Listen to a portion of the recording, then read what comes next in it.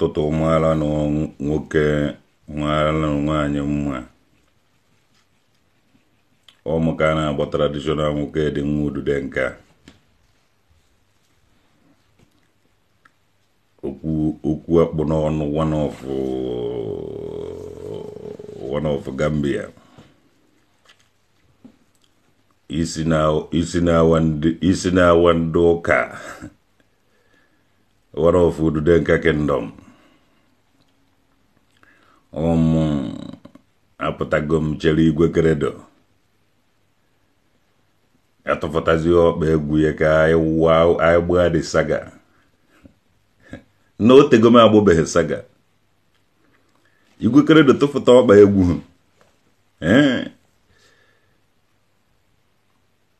ọmụ ka a na-agba traditional nwoke ọ fọrọ 1 month ga-agba Christmas and onye ọwụna I think everybody agwụọ n'onwe ya na everybody atọrọ ọhụgo onwe ya na pọtọpọtọ enough ka were nweta nwa jai a ga-eji emere ụmụ nwaanyị makwa ndị anyị na Christmas felemekwe ụfọdụ agbara m ụlọ okwu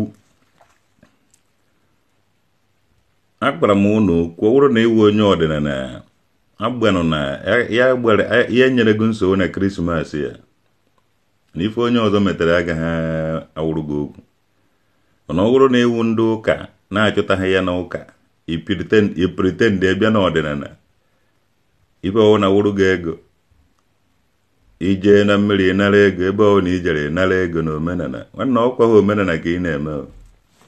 Let me tell you something. Anyị na-echeji ibe awụrụ ibe anyị nwa na-echeji ibe ha awụrụ ibe anyị nwa na-egbo ibe afa ibe ahụ enwe afa kedu akwụkwọ ahụ akwụkwọ nji alụrụ akwụkwọ nji eme ibe ahụ anyị nwa na-aba ibe afa ibe ahụ enwe afa ebe ịsụ anyị na ị na-eme omenala anaghị eche gị ka ime omenala ị na-ele mmadụ ibe nara ego imeele mmadụ ibe nara ego ọwụ omenala ka ị na-eme ife ị na-eme wụ imeele mmadụ ibe gị nara ego so anyị na-evu ụzọ anyị na-eneru anya ọfụma because since ya na-eme omenala na a na-eme omenala Igbo omekwa omenala mfụrụ a na-eme ife a na-emewo onye bịa ọgwa gị na ije eme nke a kọọrọ gị ofe ihe ọ kọchara gị ọ na-aga ego na-agụ a lot of things buru nawala. So if many people ji omenala anyị na-egwu ndị mmadụ wayo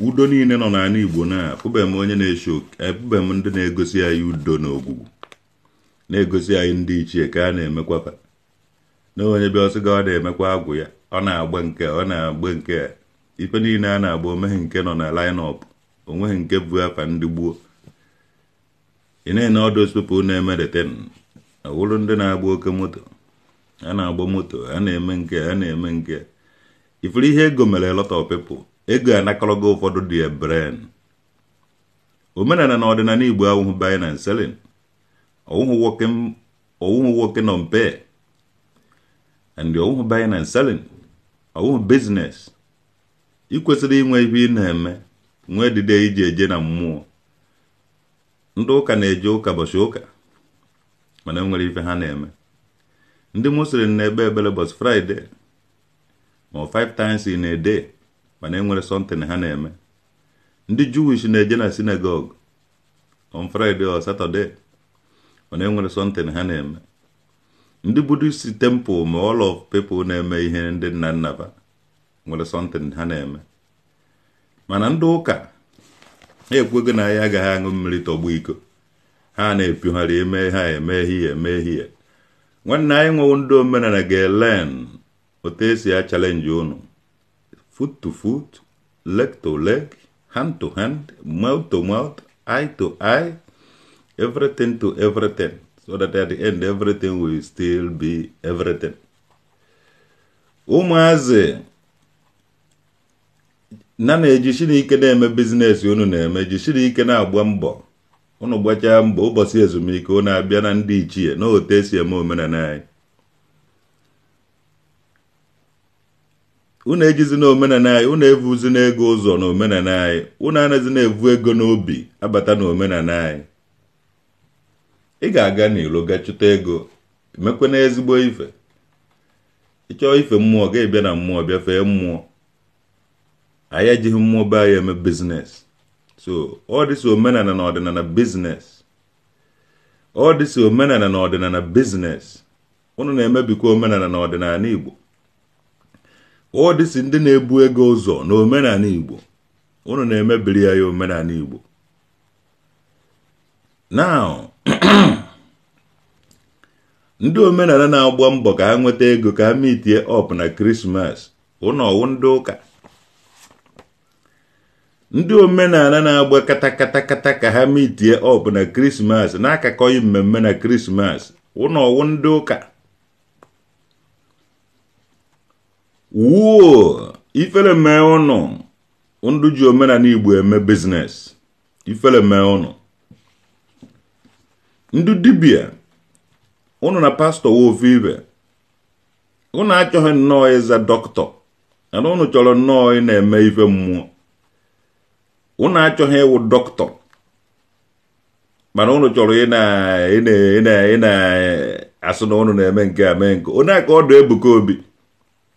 Ebuka Obi achọghị ịwụ dọkịta mana ọ na-agwọ ma onye ngwọrọ, na-agwọ onye Ishi, na-agwọ onye nweghị ibe ọ naghị agwọ, na-agwọ onye ogbi, na-agwọ onye ara, na-agwọ ibe niile a na-agwọ. Ebuka Obi jekwe na-ewụrụ dọkịta chakam.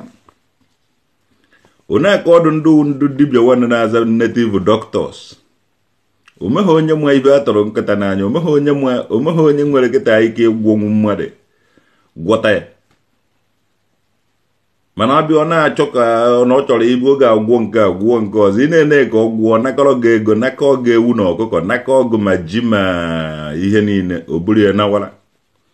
Ihe ahụfụ 19 ndị pastọ na-eme ka ndị dibịa bịara na-eme. So ndị dibịa na ndị pastọ wụ almost ofu. Onweghị every pastọ na-amụghị n'ụlọ ụka. Adị na amụrụ ya Katọlik ma ọ na Anglican. Mana pa anaghị ejezido osu Katọlik and Anglican. Ha esiga ebe ahụ piofuta jezi emepe dia business center wele nnamwa ma ọ wele ụmụazị amụrụ ọfụ ofibe ọlta nke na-ana ya ihe niile a na-ana ebe ahụ. Ishi na-awọ kama ọ ga-ahapụ ka ije ebe dọkịta obebele ga-ebere ka ya gwụọ gị isi. Anọ n'ọsọ gị na ọ na-agwụ onye kpuru isi eje weta onye na-afụ ụzọ onwuchi anya bata ebe ahụ onwupekwa anya. Gwara na na-ekpu isi ona ka esi ekpu isi. Ona wụ na onene ka esi ekpu isi. Most of isi ọwụ na ekpuru ona. Most of isi ekpuru ona. Onye aha na-afụkwa ụzọ. Most of isi ekpuru ona mechazị otu a nwube anya. Ọkwa ibe alụrụ alụ. Ifele anaghị eme ndị Igbo. Ifele anaghị eme ụfọdụ. So ị ga-asụ m naanị ihe ahụ na-eme wụ omenala. Nwanne omeghe omenala ị na-eme ewu ndị ụka. Ị ga-asụ na ihe Ebuka Obi na-aka wụ ụka. Nwanne onweghị ụka ọ na-aka ihe awara nji. No truth found. Ndị na-eme omenala ji na-emere onwe fa omenala ba n'ime mmụọ na eziokwu. Fa na-emere onwe ha business. Ha nwere something doing. Wepụ isi na ego a unu na-wepụ isi na ego na omenala Igbo. Inwegodo ego m ihe a mmụọ ba ya anaghị afụdo oso ego. Adịdị eme omenala n'ime mmụọ na eziokwu anaghị afụdo oso ego. We don't worship money. All because of ndị na-efe ego na omenala. Ya nwa mere ndị ụka jiri bute ego ahụ unu tọnụ against ndị omenala ibe unu. Because ụfọdụ analagodi ego. Ụfọdụ chọrọ ime every motherfucking things by all means ka nwee ike ịnara ego ahụ. And ọ nata ego ahụ efuzie the language onye so na ọ na-eme omenala like akwa ọkụkọ. Ọgbaba club, lọba hotel, efu onye bịara ime omenala. Mgbe ego adịghị o mewe omenala. Mgbe ọ kọtara ego ahụ ovu n'obi wee bụ ime omenala, o gosi gị uwe ya.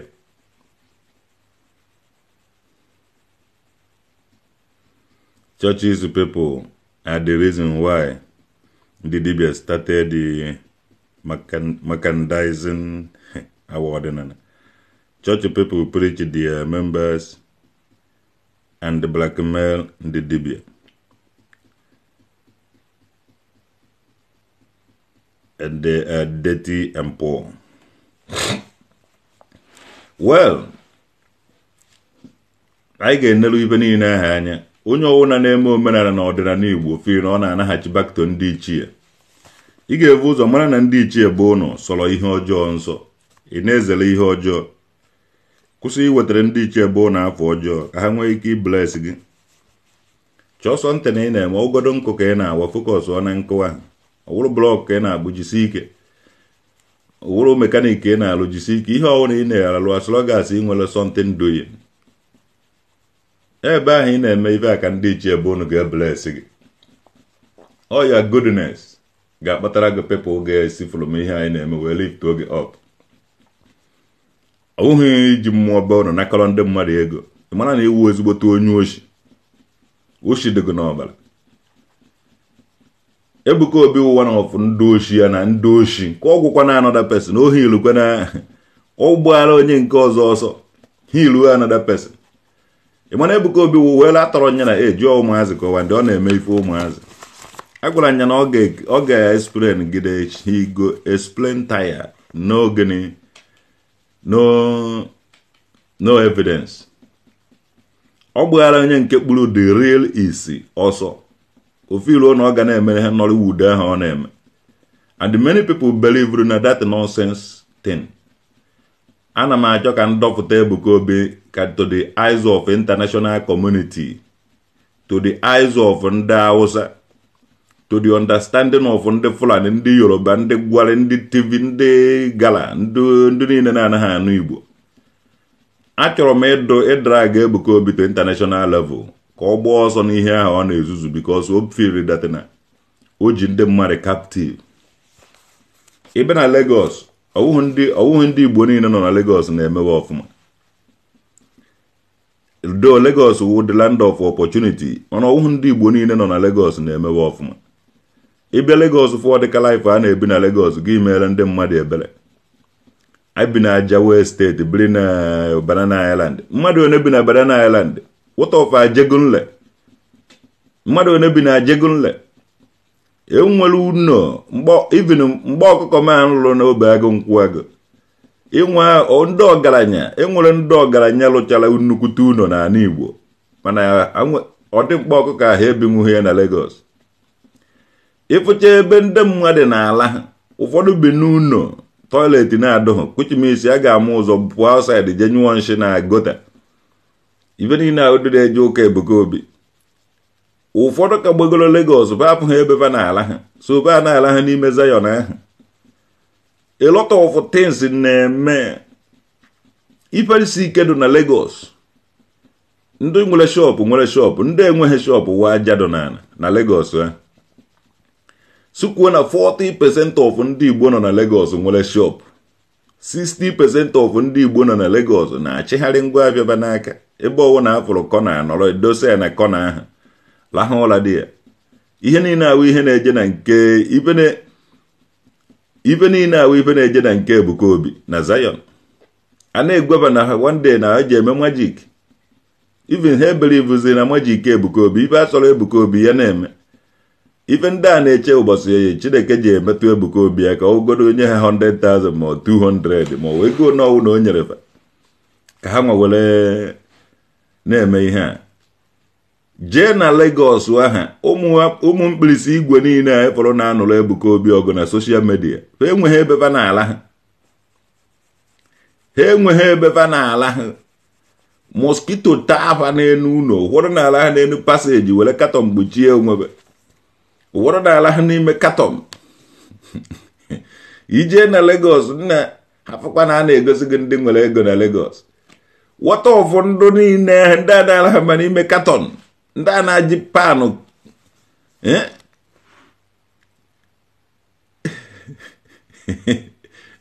Wọta ọfụ ndị a na-eji drone. Ndị a ụfọdụ na-ala acha n'ime drone. Ọkwa ewe drone na-akwatuwe.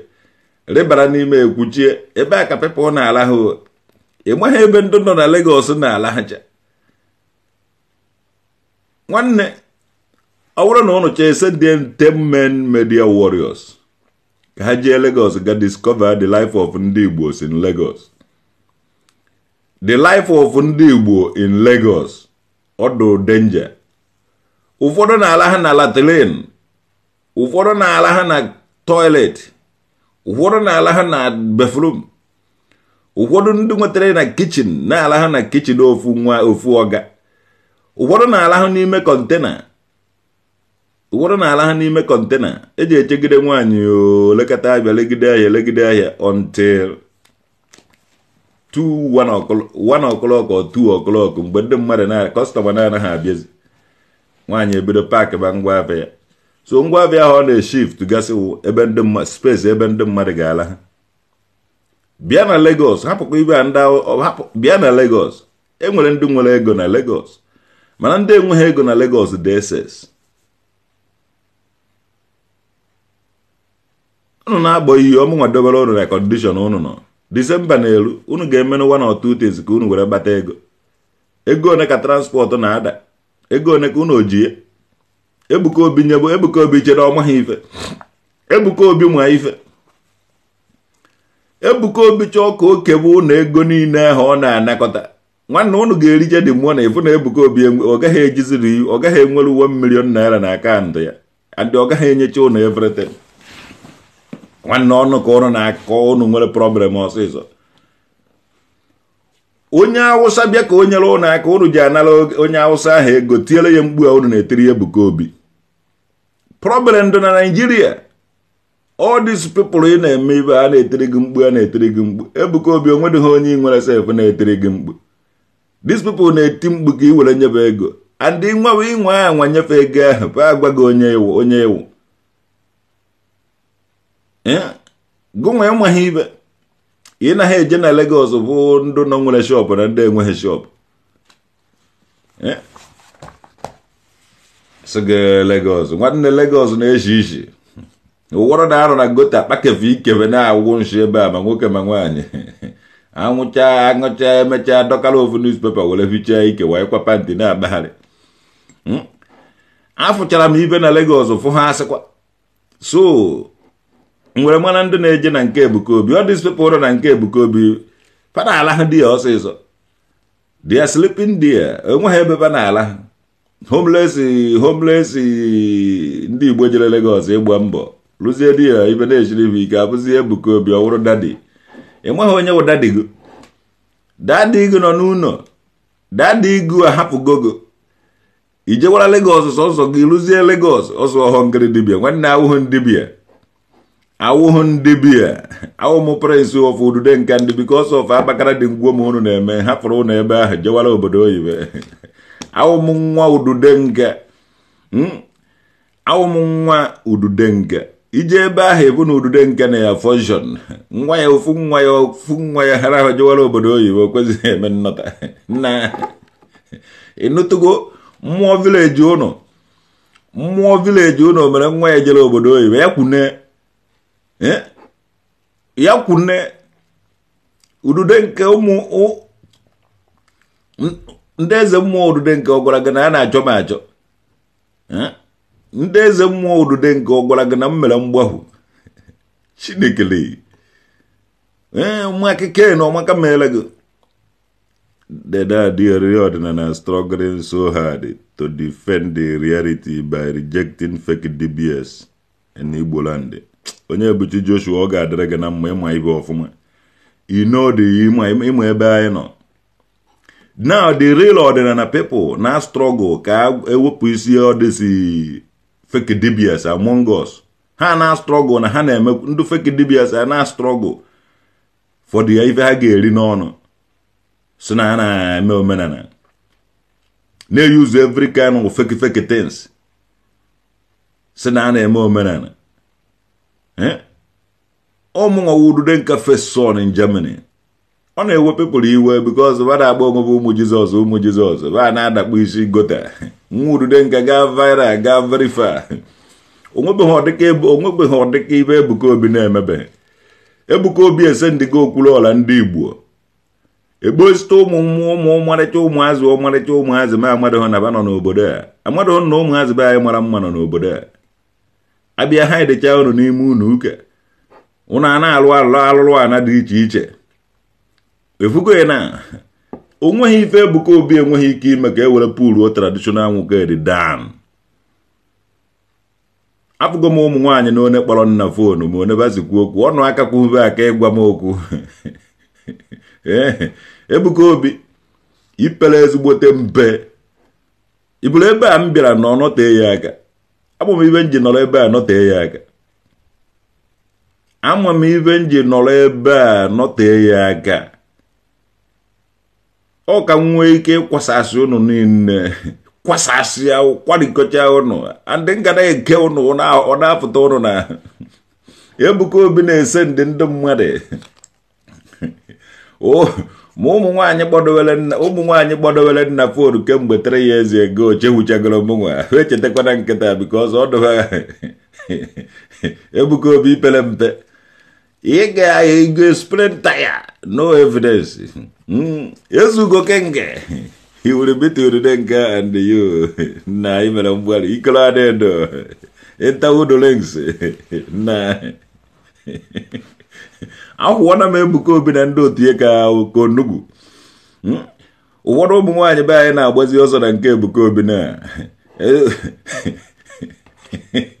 Ebuka Obi ịnwa ahụ nwetakwa nwaanyị na nka ma ọ nweta nwaanyị isu ọhịa be ị mara na ụmụ nwa traditional nwoke dị nwa urude nke kingdom ahụgo m ụmụ nwaanyị agụrụ ụmụ nwaanyị agụata oru mbe na ọcha ahụgo mbe ka onugbu ọ na-abịa ewu na village ị na-eje na nke Ebuka Obi onye wejekwa ndị agụrụ ndị na nka ndị ekwuru ọbịa ndị isu ọbịa ndị Igbo ukwu ndị ọla eri ka m nwudogede ofu onye jos ka m nwetegede ofu onye ka m nwetekene jos ka m nwetekene ofu onye na nke Ebuka Obi again ọkụ ijecha na nke Ebuka Obi iri ebe ahụ ọsịsọ look your life nwanne akajara m akaja expensive life ka m na-ebi life m na-ebi n'elu ụwa na ilecha akpakara dị ngwongwo niile nwere na shop ilecha akpakara dị ngwongwo niile nwere na shop ga-eje ha ebinwu my life look at ihe nna aṅụ n'ụtụtụ a number 1 kọpụ adịghị na Lagos nenu ma ana m aṅụ mgbọrọgwụ na mkpa akwụkwọ kajara akaja nke a uburu o ji acha mburu n'ime ahụ ị hụrụ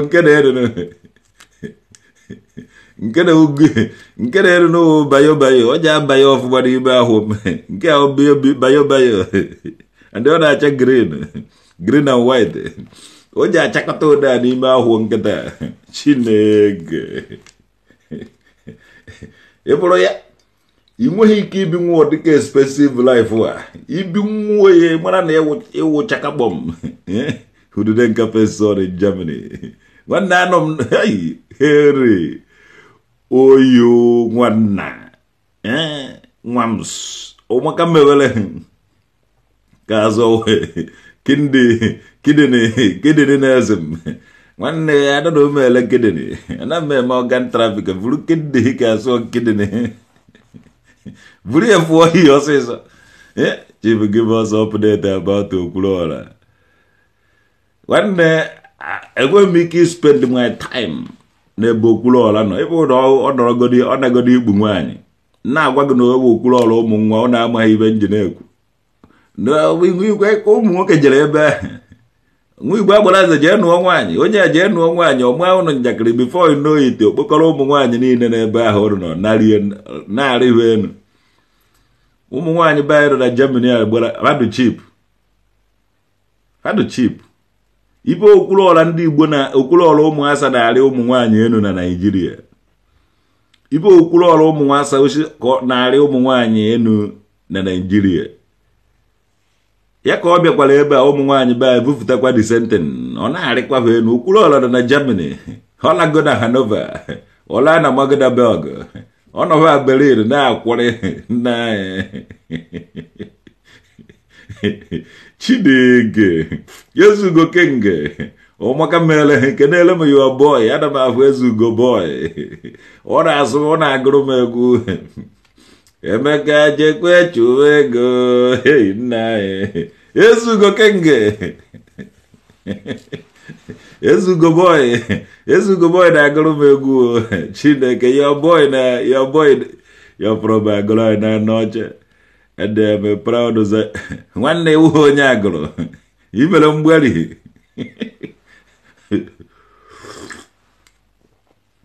iwu onye agụrụ to God also emezuo jeni imere mgberi ọ nwaanyị ka ịwụ na n'obi nwaanyị wee bụ ọnụ gara ji an'obi nwaanyị wee bụ ọnụ gara dị onwebeghị onye ebe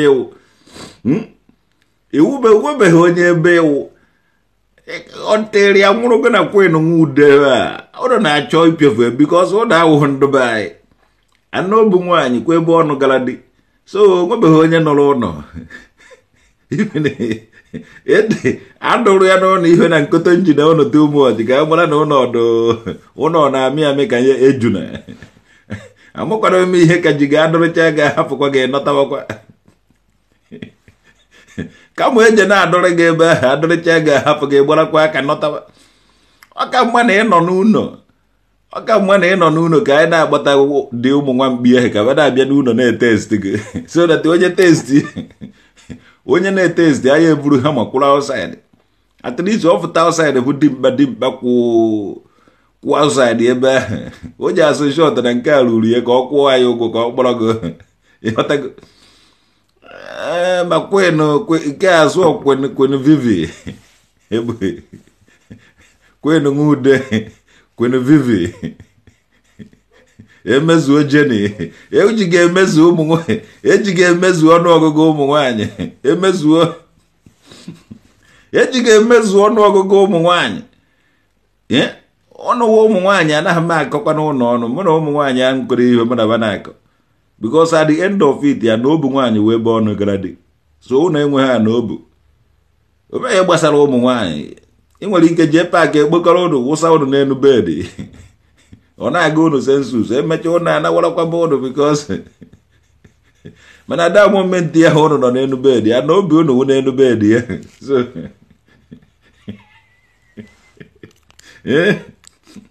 ana obi ụnụ wụ n'elu bedị so onweghị ibe gbasara mụ na ụnụ afụfụ anyị na-ata dị otu ụmụọchị afụfụ anyị nwe na-ata asị nwoke so nwaanyị pụtara ịkọ ha ọnụ na-agwa ha okwu hapụ nwaanyị ahụ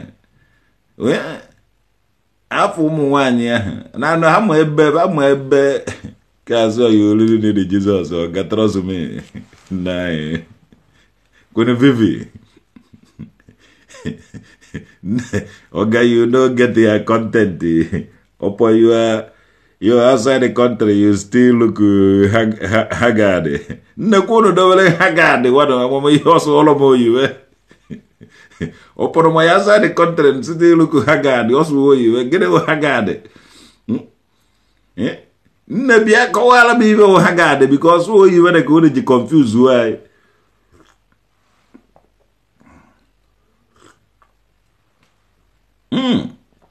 Udochukwu UK na ọmaka mere gị nwanne mmadụ n'ori na ahụ na nkwọ na eke ya gazie dozie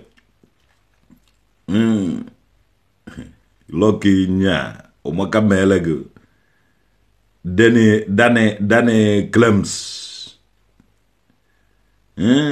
ọmaka mere Amara Choice. My dear, I love this Amara Choice, man. You are the choice. You are the one. Hapo kwenu ngude na kwenu vivi.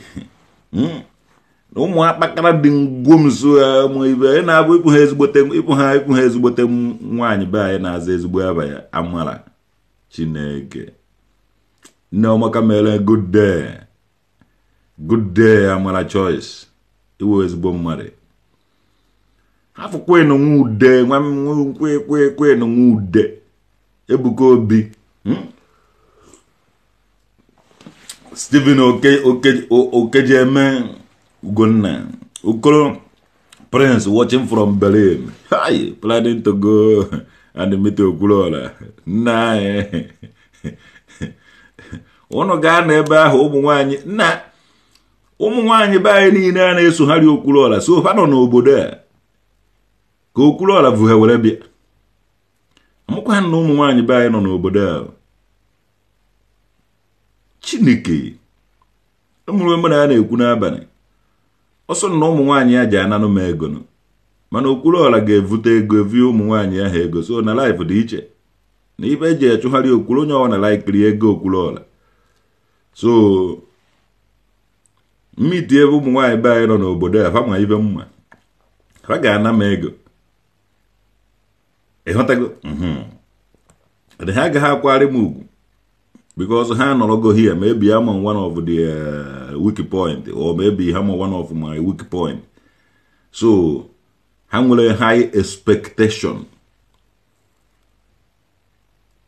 na like m amana too much my brother gbaa ụnọoku iresho na nka ji agba ụnọoku ịma na o nwere ọdị ọgụ nna anụ n'ụlọ be anyị ebiena m obodo oyibo more than 15 years and enwere m ngabasị here awụ nche nụ nwaanyị bụ ụnụ na-eje gbakọtara m ụmụ ada kpọkọtara m ụmụ obi a kpọkọtara m onye ọna si na nje enyebe nke a nyebe nke a nyebe nke a nyebe nke a achọrọ m nche nụ nwaanyị nke m mara na onye ọwụna m pikiri na m epik gogi and ife ọwụna m na-eme ana m akụrọgo ya na Cotonou ma ọ na Togo ma ọ na Gambia ma ọ na Ethiopia Addis Ababa at least ya kana m akụrọgo ya Africa International half that local place amụrụ anyị na that local place and ọwụna nọ na that local place anaghị eme ife ụmụnna na embassy anaghị eme ife ụmụada na embassy ejighị ụmụada eje obodo oyibo ma ọwa another place so unu ga connect to the high something change it to some certain things or battle some certain things aka or meet here some certain people halfway. Yes, I did Germany 15 years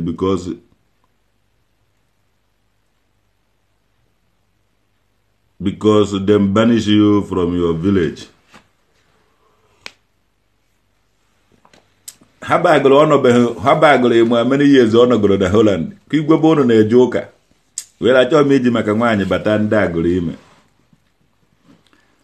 Anyị esi na ofu akpakara dị ngwo ma abịa kpakara kpọrọgo akwụọ ụgwọ ilu ndị anyị na-agbasara ya okwu ọ na-alago. So nweghị ụmụ nwaanyị ejezighị eme m ka m nweta ọgbọ aghara na village anyị. Efugo ya na ebube chukwu ụzọ na nka ọ na-awụ mgbe owu na nna je ka nligoro ndụ na nka na-agba m mgbe na-agba m mgbe mgbe ọwụna nchọrọ ka nligoro ka asụ ọlụzumeri ọlụchi nne nọkwu na-ese David wana hai Chineke ọnya m amụ asịchala Chineke ọnya m nwachara asịchala nyemana ọhụrụ na m fụrụ gụ na-ese David mgbe m bịara akaraghị m ije ebe a ndị a na-aṅụ kaikai trizim abịanụ na-eri saịdị Okwuluọra na-eri the other side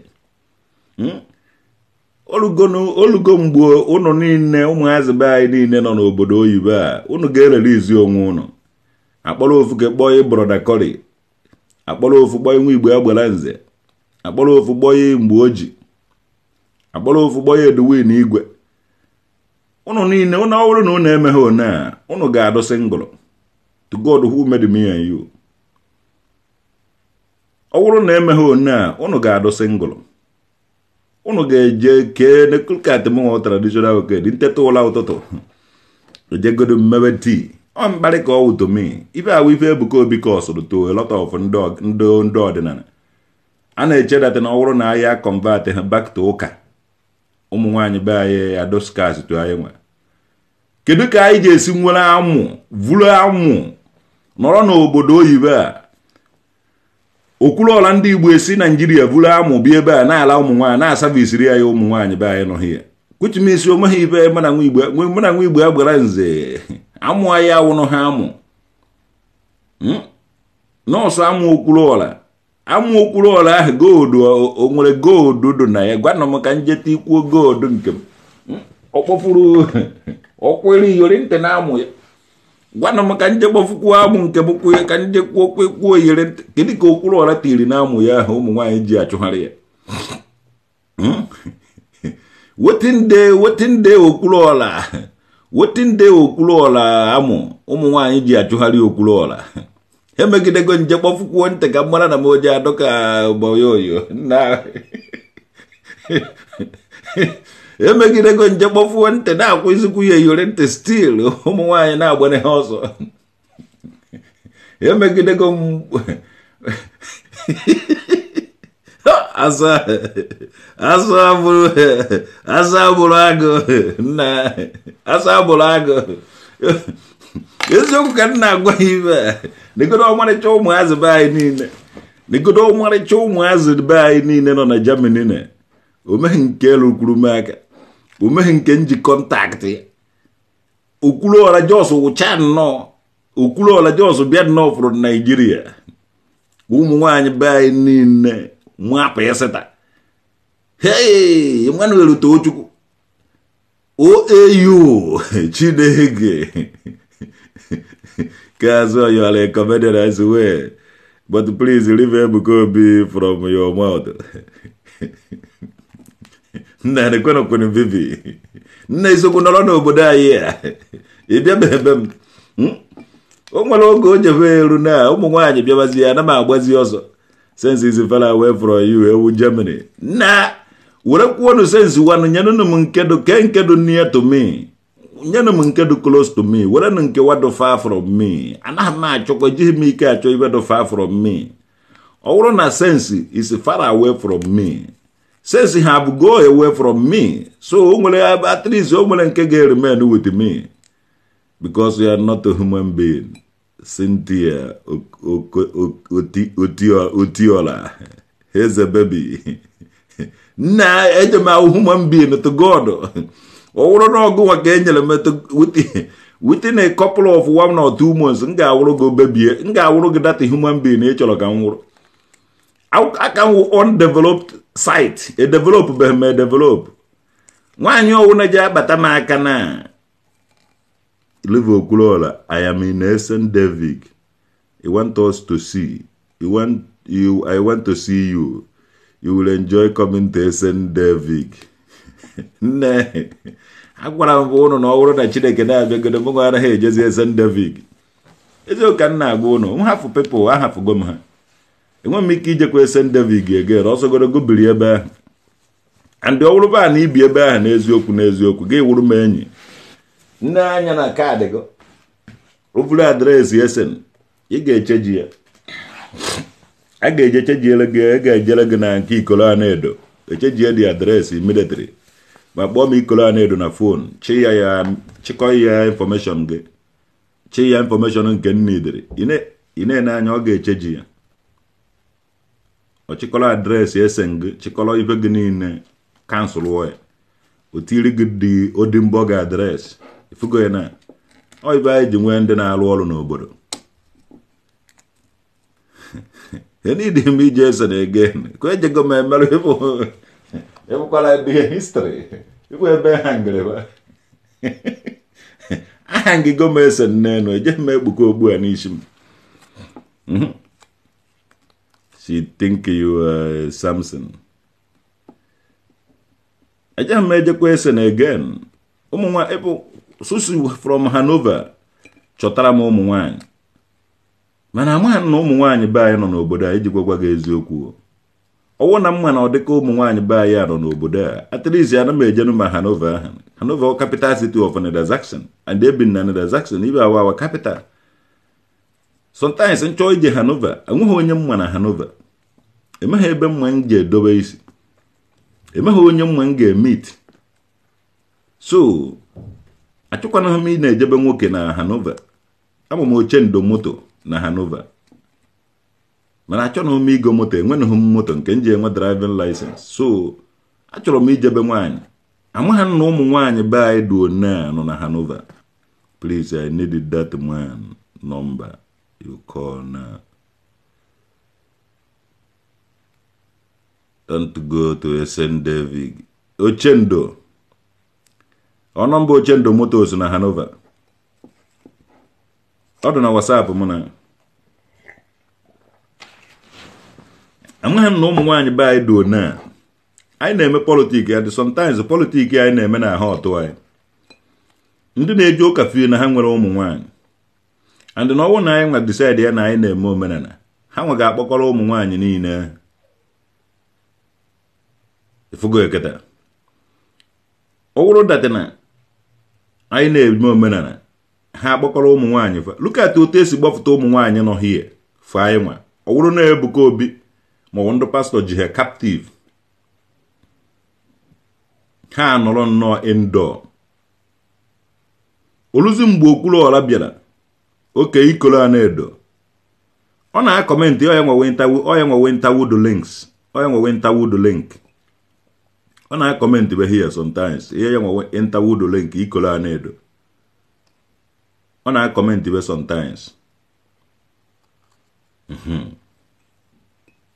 pastor in Nigeria is sleeping with a woman in Nigeria because egode ndị pastors ndị pastor na-enye ha ego and ha laikiri ego look at m nwa nọ n'obodo a onweghị nwaanyị be anyị nweta nwere okwuluọla ndị Igbo si all the way from Nigeria bịa ụmụ nwaanyị juo ọchọgodo keta ịkpọrọ ụmụ nwaanyị ahụ nakpu ọchọ ịkpọrọ bancha niile la ha n'ofu unu bancha ga-ekwe na-enwe aṅụrị sef mee ka uche ada eziụka nna agwa ga amaghị na-eji ọgwụ jide bụ ọwụrụ na agwụrụ ọgwụ ọwụrụ na ọgwụ ka eji jide ehe na interwood links here na interwood links ezugo na interwood links akọmentị go here ọ nọ live ọ na watch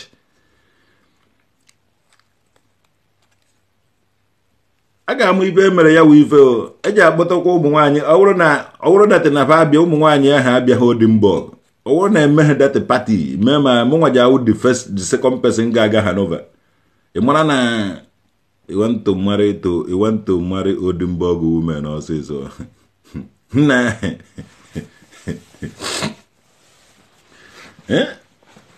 eziokwu ka nna agwa gị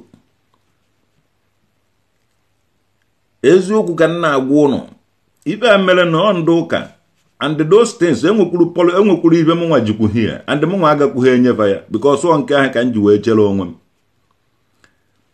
and ofu nkwa ka m na-ekwu Ebuka Obi na ndị niile all this politics niile ha na-eme ebe ha nwere obi nwee ike inwe this kind of obi ife ọwụ na Chineke m ụzọ ọwụ na mepeela anyị nwa ụna ewu ya wutekwe n'ụlọ because ihe niile ụnụ plan ọ gaghị awụ ọkụcha 100% otu unu si were chee ya mana ebe wu iwe m nwụdata na ebe unu nwere obi nwee ike ikpofụta this kind of things ụnụ ahapụkwana ya gbaa ọsọ ụnụ agaketekwere n'ihu gaba azụ jos ji si n'ike na anyị nwa anọrọgodi anyị atight go our seat belt there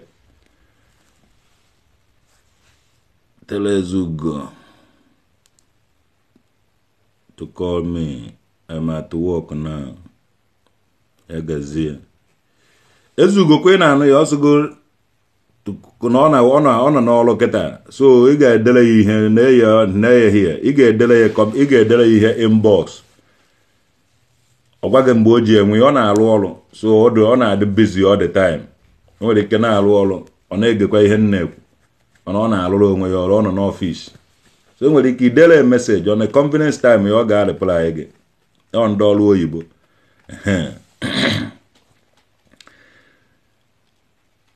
ihe kwefuru ihe a ndị ụka be anyị mere anyị agaghị agbaghara ụnụ agbaghara ndị ọ nọrọgo na history. I thought you said you gave Ebuka Obi 1 month few months ago to tell the truth and denounce his belief.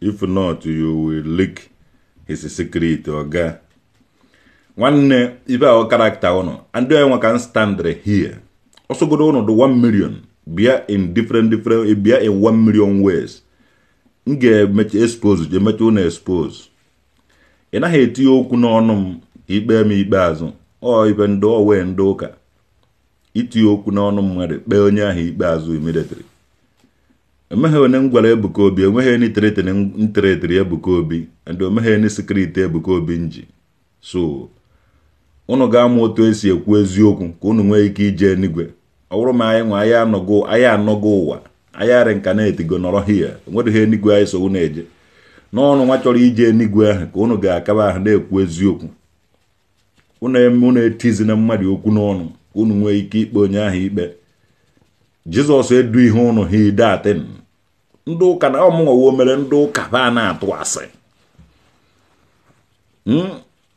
ọmụnwawo mere ndị ụka ba atụba asị akwụwọna m Ebuka Obi ka onugwu ibe niile ọ nazi aka o medicine after death ọ na-anụ ọgụ ụtụ onye ka mara ibe onye tọkwuru ya na age kwenu nwa ude ị naghị alahụ ụra ndị ewuhụ nwaanyị ibe awa Ebuka Obi ji ọzụrụ na-aza kwenu nwa ude ka people hapụ ịma na Ebuka Obi tinu picture gono ma iti address gị fake names everywhere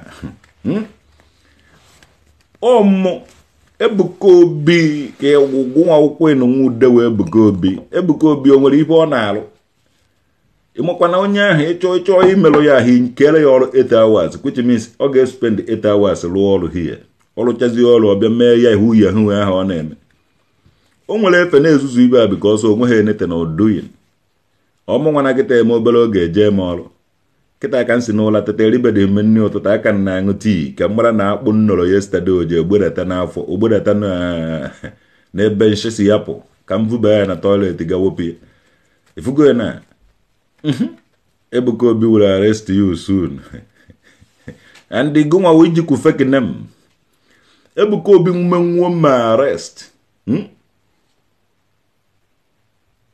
Ebuka Obi this man they want to kill me here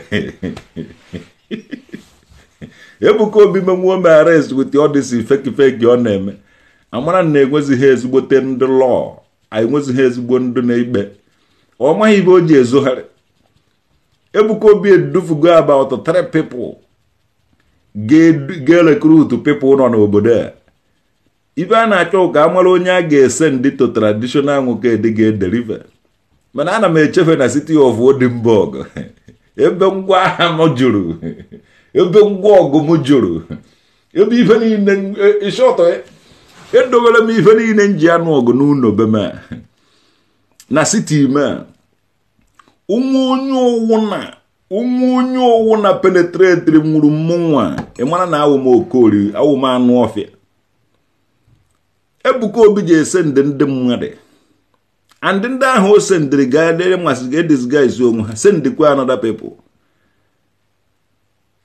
ha ma ihe mere atvect nke ikpeazụ a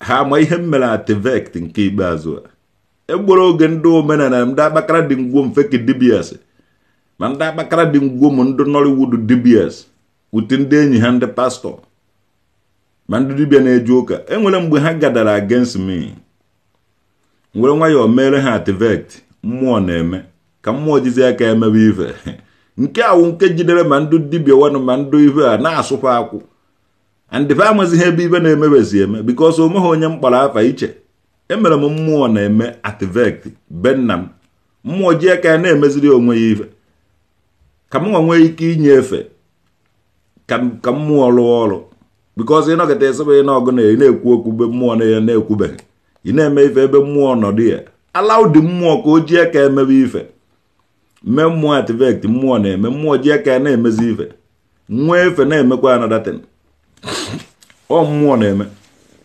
so nke mmere ativect nke ikpeazụ a Chineke anọ n'Odinburg city m anọ na my city of Odinburg na-eche onye motherfucker gbaa m akwụkwọ na court na ọ bụrụ na ije emenwu ya mụnwa wa akpakara dị ngwom Chineke mụnwa wa akpakara dị ngwom anọrọgo n'Odinburg ụfọdụ ndị na nke enwezi hope na mụnwa ụfọdụ ndị isi ọfịa enwezi hope na mụnwa so oleten ha nwere ike ime wee join those people chọrọ ime m ife ka ha ncha niile bịazie yiri n'igwe mee m ife pa ma ha na-ebe a ka nsijiri dị nke wee ike because ha ma ha na-ebe ahụ ka nsiri ike na-akụzibe nkụ akụrụ ma nwanne kụrụ ma ndị ilo kụrụ nwanne kụrụ onye ilo na-akụba ya because ndị ụmụ nwanne ma ndị enyi na ndị ikwu na ibe decide ziri ka ha join zie ndị wa na-eme m ihe because I feel na nwezi hope no hope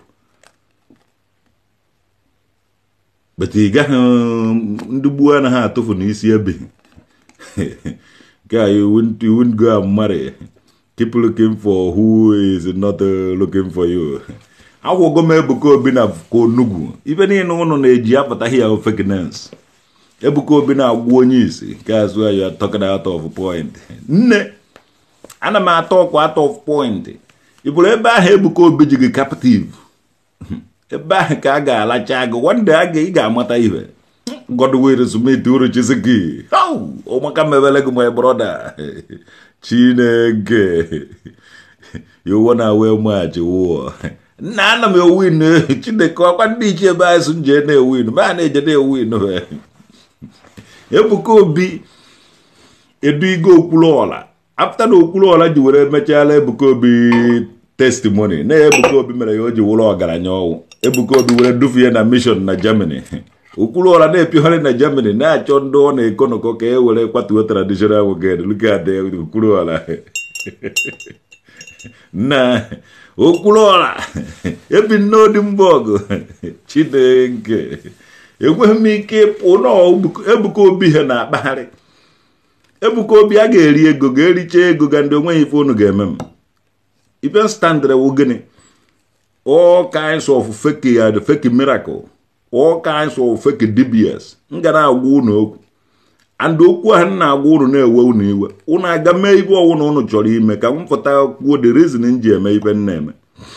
Mana ọwụna unu agaghị emenwu ya. Unu ga na-eweta ego ọjọọ unu na-enye ndị mmadụ ka aga mara ife a ga-eme traditional nwoke. Mana onye ọwụna bịanwuru n'odi mba ọgụ a. Onye ọwụna batanwuru n'odi mba ọgụ a na this my independent city of Odimborg.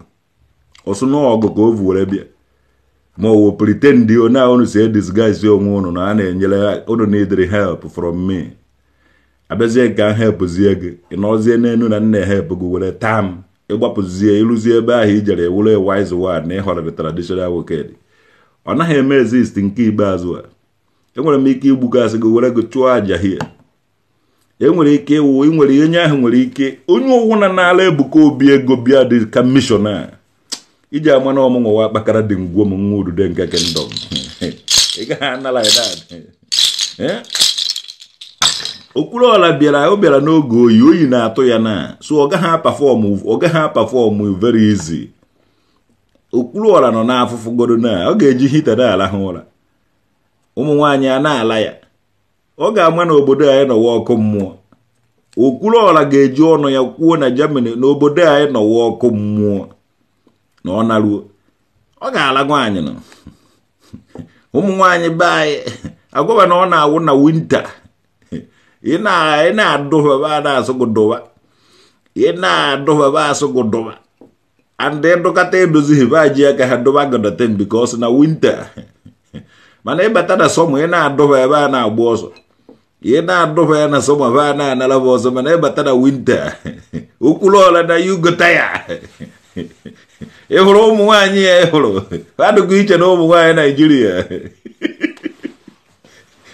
nne anyị mana m nwewa agụ ife a mere na my territory. Okulola na-ewu inukwe ka azụ meche ọnụ ịmaghị ede Igbo ị na-ede meche gịnị wụ meche dee mechie ọwụhụ meche ịmaghị ede Igbo Danny Penti. You must multitask with the professional skill, do your work, listening with your Bluetooth earpiece. Yes, when mudo makwana. Henry OAU Chineke. Oh, ana m etiri gị n'etiti ya baga ahụ Henry Organization of African Unity nwams ụmaka mewele go OAU ka ewu kazo Krisha Kuma ọ ibe Ebuka Obi họrịrị ụnụ ọ na-emere ụnụ kara hari mama shari mama ọ na-adụ na aka ma n'ike ma n'Igbo shari mama ọtọ ọnụ ọnụ na-ahụ na-agba ego okirikiri ya ihe Ebuka Obi tọnụrụ ụnụ emeche nene ibe ahụ i mere na nke Ebuka Obi je nene na vidio ka ị mara na ije anọ kwatakwa anọ ọnụ enye ụnụ ego vụrụ ụnụ afọ unu eje act ofu ibe na Zion evuru unu na picture sakreti unu everywhere echizi unu na ndụbụ unu enwewe problem unu na village unu asụba na ọkwa ha na ọkwa ibe akwụrụ unu ụgwọ ka unu mee akwụrụ unu ụgwọ ka unu mee unu eje mee mgbe unu na-eme ibe a unu echeteghị na unu nwere village unu echeteghị na unu na-eje emebi afa ndị village unu woto you people ndị a na-ahọrị Okwuluọra were arrest you nwanne o nwere ike ime ya o nwere ike ime m arrest mana ọ dị unu ekwu na-emeni nonsense na social media and onweghị ibe unu menwuru ana m eche ka unu mekwe na one ọkwa ka esi ọkwa gbara igwe kerede akwụkwọ ọ dị ka ha esetụrụ go the case menenu my own biko nunu menenu my own menenu m ofunu menu m one ụmụ oke na-eje na-akpa nkata na-eji esi ewere mgbịrịmgbanya ibu oso n'onu ụmụ oke menu one Sogolivu Ebuka Obi Lions in Choku isorokwuore na ndị Ebuka Obi Uchenna Diribe nna imere mgbari God will punish me guys what biri ama kuru kotis na ogo keke ogo anyị ọkwa na ọdị afa ọnụ na-ada onye afa ọnụ si ada ka ikpu unu si ada because ọ bụrụ na ịza nwa amaka nna omeghe onye gị na dị nọchara na-aja ha ekwu okwu ọnụnụ ịza amara omeghe onye gị na dị nọchara onye na-aja ha asịgo nna ka ịbọsị ọ na-abịa afọ ndebe ụnụ ịza Chinenye nwa ma ochi emerie ma ochi na-eme ma ochi mee many people ga-like ịnụ gị mana since unu bidoro na-aza ụmụ mkpirisi ebe ụmụ karakute ebe unu na-aza omeghe onye na-anụzi unu and unu amaghị na unu nwere nnukwute problem and unu amaghị ebe problem unu si nwa obere problem na ha nwaanyị ahụ because ọ chọtaghị solution ya ọ hasa ya na ọ dị ya baba na-aza ka azụ ọkwen nwa ude kwen nwa ude nke ọzọ asụ ọkwen vivi evivi na bed lago kwen vivi kwen nwa ude unu niile onye je ha na nke Ebuka Obi ọzaba kwen n'ihe apụ ya na-aza kwen vivi ibela anaghị eme the more you casting Ebuka Obi anụ ọbịa ga-ewu kwen vivi ụmụ nwaanyị nọ na dibe ejego na alagoghị ofu nlasef fe atụọ ibeba mmanụ Ikechukwu ke n'ụzọ akụba ilo ọmaka mmebele nwanne mmadụ from ọmaka mmele gị my brother anyị afọtago nke taa na struggle kwa person Ebuka Obi ji eme ma arrest ma na-ekwu ya n'ọnụ nwa obere ibe mere na-ese David vancha niile na-amani enu which means o meghe netemvaji Ebuka Obi mene ovive Ebuka Obi is coming on India enwanne Ebuka Obi je India ndụbe anyị nọ na India ga-agba ije abụ the gathering na Ebuka Obi ji ahụ sọnsọ ndị ojii ndị Igbo nọ na India buru ibu so anaghị m eje ọ dịka gathering so ndị ojii na-anọ ana m eje gathering ndị ọcha ga-anọ ndị ojii ya nọ na-ekwu n'okwe mara nọ international traditional nwoke dị ibe ha ọ dị gathering na Okwuluọra ibe ahụ local gathering nke ọ na-aga o mere onye ọcha nọ n'ebe ahụ anọ na-ebunye microphone ọ na-agwa ndị chakakpọnsụ ya okwu ibe alụ Okwuluọra ndị Igbo nene ndị Igbo wụ ibe ahụ ọ na-ekwuru ịma ndị Igbo n'one nọ na Germany ya ọ naghị ekwuru ndị Igbo ọ na-ekwuru Okwuluọra wụ ibe alụ ka ọ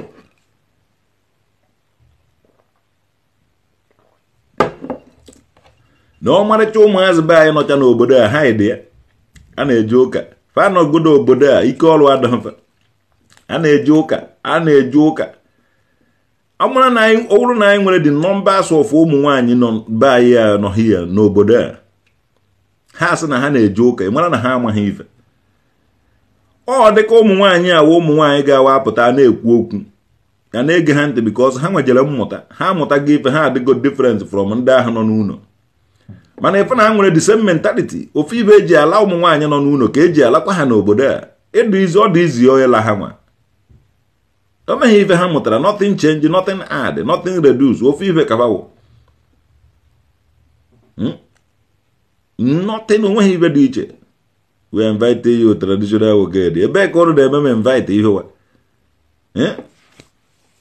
ebe ka na-eme m invite ife ahụwo m ka ọ hụrụ m ka onugbu okwuru ọra bịara na ma iteretere na-ala ụmụ nwaanyị be anyị nọ hie mụ nwa sefu ajụọ m asị mba na anyị enweghị ụmụ nwaanyị ndị Igbo n'obodo a because ụmụ nwaanyị ndị Igbo ejighị ike a travel so kedu onye kpọpụtaziri those people here amụrụfa n'obodo a adịdị amụrụfa nwa n'obodo a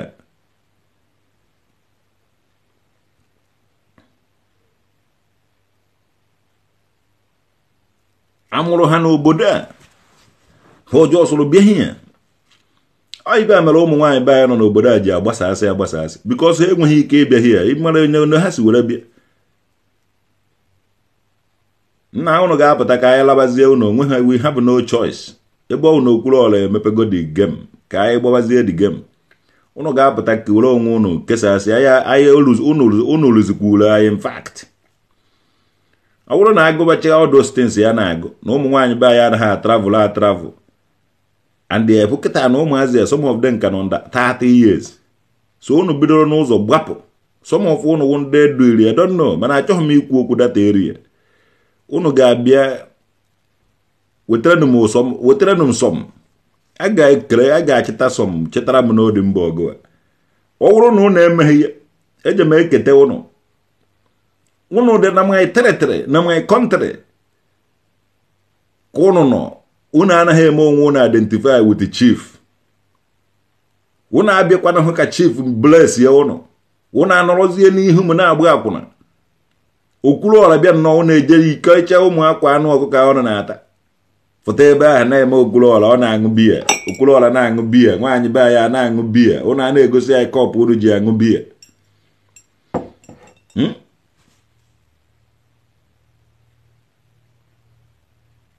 nna ana m eche onye ọwụ ji agba m akwụkwọ na kọtụ ọ bụrụ na ọnụ niile gbakọrọ na Hanover ka Ebuka Obi ji eyi uzu were memi na amụnwa traditional nwokedi nwanne m akia ya don na nga akwụgo ka onugbu onye ọwụna nọ na Germany kwa na-eji okwulu ọla na kịta ya okwulu ọla preach on we are winning my brother anyị na-ewin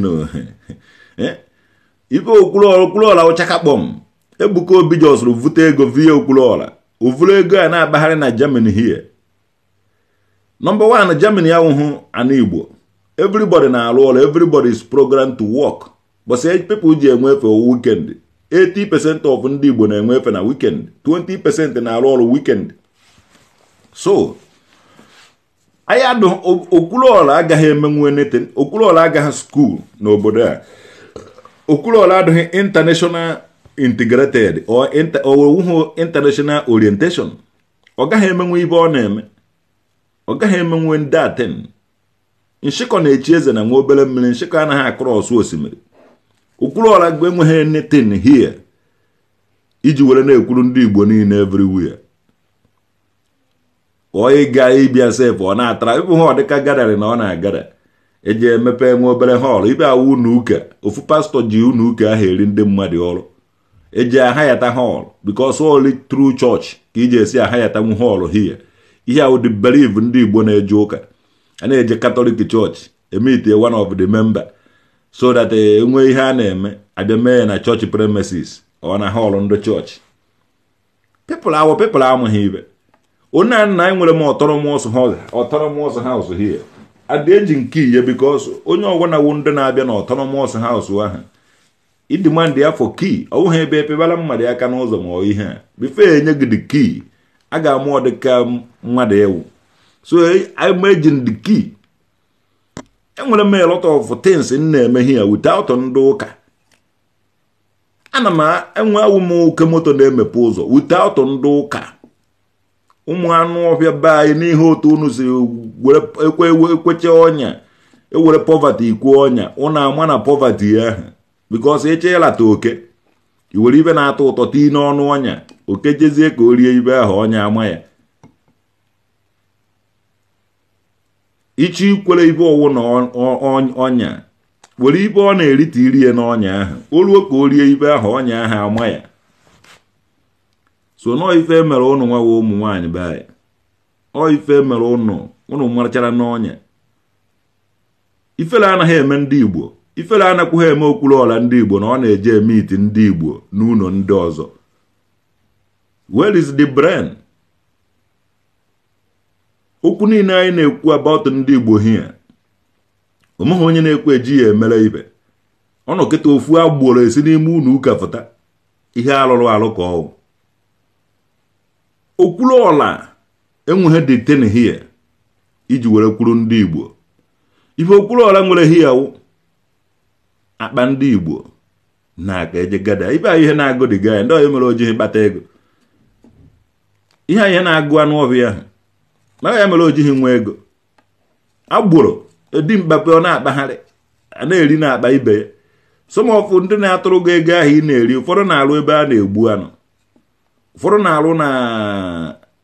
na-arụ na Amazon ụfọdụ na-arụ na DHL ụfọdụ na-arụ na many places ha na-agba mbọ na-alụta nwa ego ndị anaghị akwụrụ ha 3,000 euro na month mana gị nwa na-enweghị ife ị na-alụ ị ga na ebe ahụ atụtara gị ọdụ stens gị na-eri ma brọda onweghị dị iche gị na Ebuka Obi omeghị ihe Ebuka Obi na-alụ and onweghị ihe gị nwa okwuru ọla na-alụ ibe ụnụ nọwụ na ego ndị mmadụ ụnụ atụtara ka ụnụ na-eri mana ndị a na-atụta ego ahụ ụnụ amaghị ife ha na-alụ were emete the money.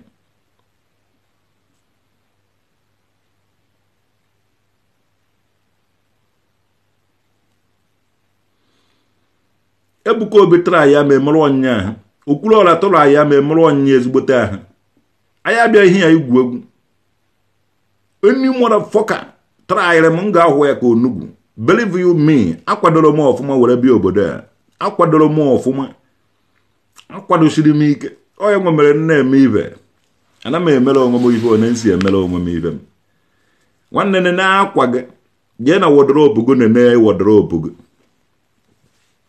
ihe abụ the categories of akwa ị nwere na ya wardrobe enwere nke eji aga far nwee nke eji akpagharị na city nwee nke ọ ga-awụ iyiri gị nọrọ n'ime ụlọ sọnsọ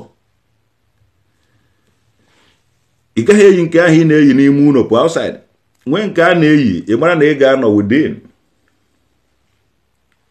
ị gaghị eji egate aka so akwa dụ n'ụdị nọ and like chara akwa gị niile ahụ ndị ọgụ onwe ha nche niile mana ị naghị eyi ya aga everywhere enwere nke eji eje ụka nwee nke eji eje occasion nwee nke eji eje ọsọ akpagharị na city nwee nke eji eje ọrụ nwee nke eji anọ na yard nwee nke eji alahụ ụla ife niile awa akwa ga ndị ọrụ na your wardrobe ọmụghọtara m ngweris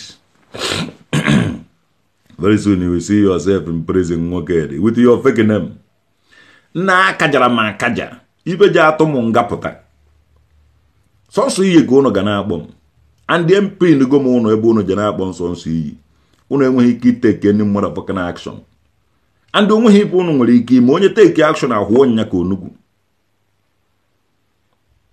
bọsị amụrụ dike na mba ka amụrụ ibe ọwụ utu dike mụrụ odegwu anaghị ama dike aka mgbịrịmgba odegwu je na-akụ mana mgbe nke dike kụbara ụnụ ga-anụ ya ụlọ ọkụbago dike na-akụzi na odegwu niile gbabara n'ọhịa ọsịsọ odegwu ji agba ọsọ nwanne ọ bụrụ na iwu odegwu fụta n'ụzọ ka mpịa ga ịchaka igwe ọ na-eje nga traditional nwoke dị ya na-agba ya akwụkwọ na kọt ị ga-emenwe ife nọ na ya Ebuka Obi I cross ojumeje iwu agwara ngo finish with oduheje I'm coming to you Ebuka Obi agwara ngo ya agwa sometimes in my previous videos and I'm now on your doorstep m ga-akụsa asịcha every fake things Ebuka Obi na-eme nwanne ịmụcha ụzọ akụkọ ị ga-ebe ahụ ọsịsọ ọ maka ndị dị ka igwe kreda plantịrị na omenala anyị nwanne mmụọ be anyị ga-avọ ya ike gbachanye ya enu gbachapụ ya n'ụzọ ọsịsọ omenala na ọdịnala na-ewere ọnọdụ ụmụ ọdịnala ụmụ omenala ebe ọwụna ụnụ nọ na-enwesi na aṅụrị ike ọsịsọ na anyị na-ahụ ndụ anyị na-emeri ndị a unu abụzikwa na ụmụ nwaanyị ba ịfụrụ ụmụ nwaanyị aba na-ewepụta forget about them mee ibe ejife ma anyị nwere ụmụ nwaanyị mara mma ha anọwa diamond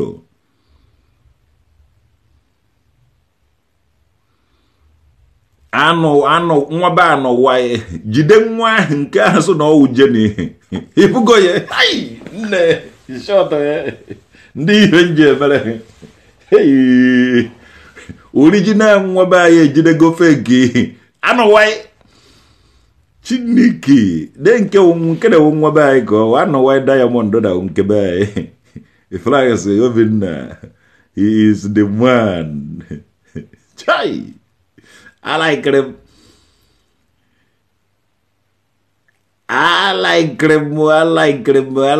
nwa o jidego nke n'ihi ịbụrụ na-esi ejide onye ohi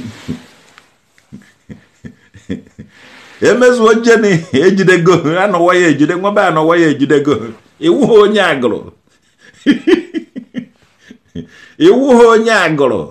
na nke wu onye agụrụ ka na anọ nke debe awu onye agụrụ anọwa diamond wu onye agụrụ mana emezuo jeni nwanne eji emezu omeghị ibe iwu ngwa kwukwazi okwu nwa agụrụ ba ya afụtara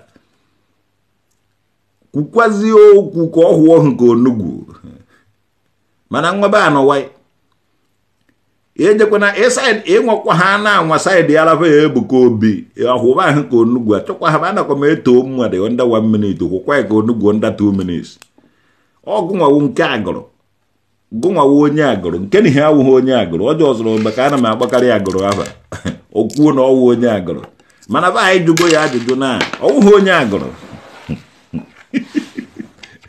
ọwụghị onye a ọ nara gọbụ ọzọ Ebuka Obi ife ọlụrụ alụ Ebuka Obi lụrụ elọta ọfụ fake chefụtafụ ebe a jee paakị so na one of the fake Ebuka Obi lụrụ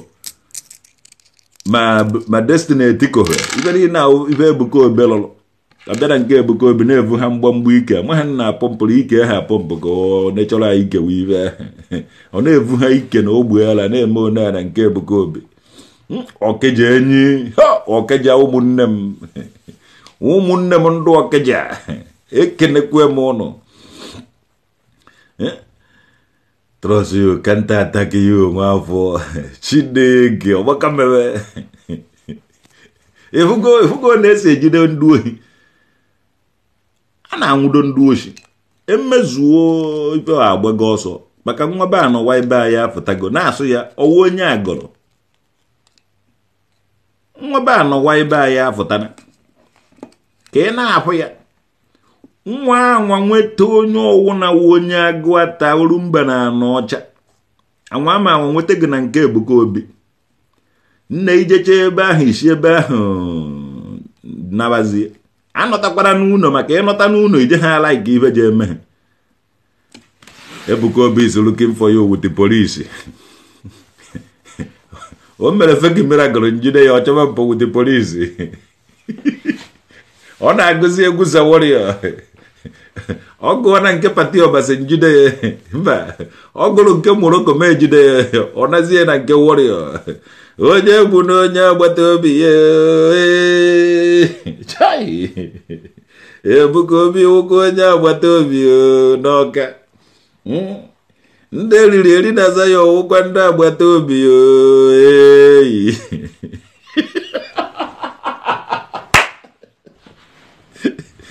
Ebuka Obi na ara njikere ihe gị niile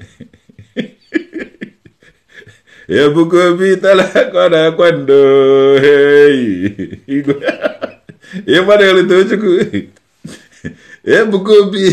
Ebuka Obi na-zi agụ egwu za warrior ndị awarawa oyibe ahụ Rosemary Chukwu ya na Chike Ọbara nọ n'ahụ ndị awarawa ozi ọma mmadụ kụcha ha na-egwu na studio ha eburu dete nkụgharịa a na-ajụ ma na ọwụrụ Chineke gbara bụ egwu a ka ọwụ onye egwu onyinye amara Chineke agwụra n'eluigwe n'ebe Ebuka Obi ọ kụrụ egwu Morocco ma ejide ya ovubazie na-akụzi egwu warrior they are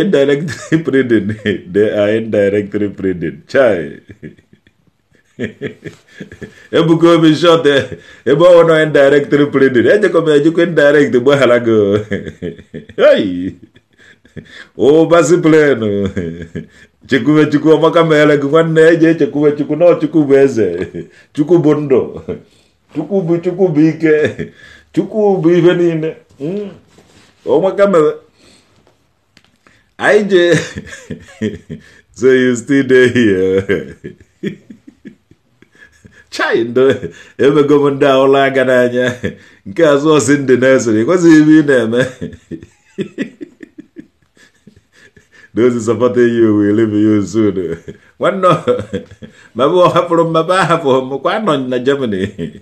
Yeah, Obologa Joe, and I could buy half of a job, so I will eat half of how will eat half of any time.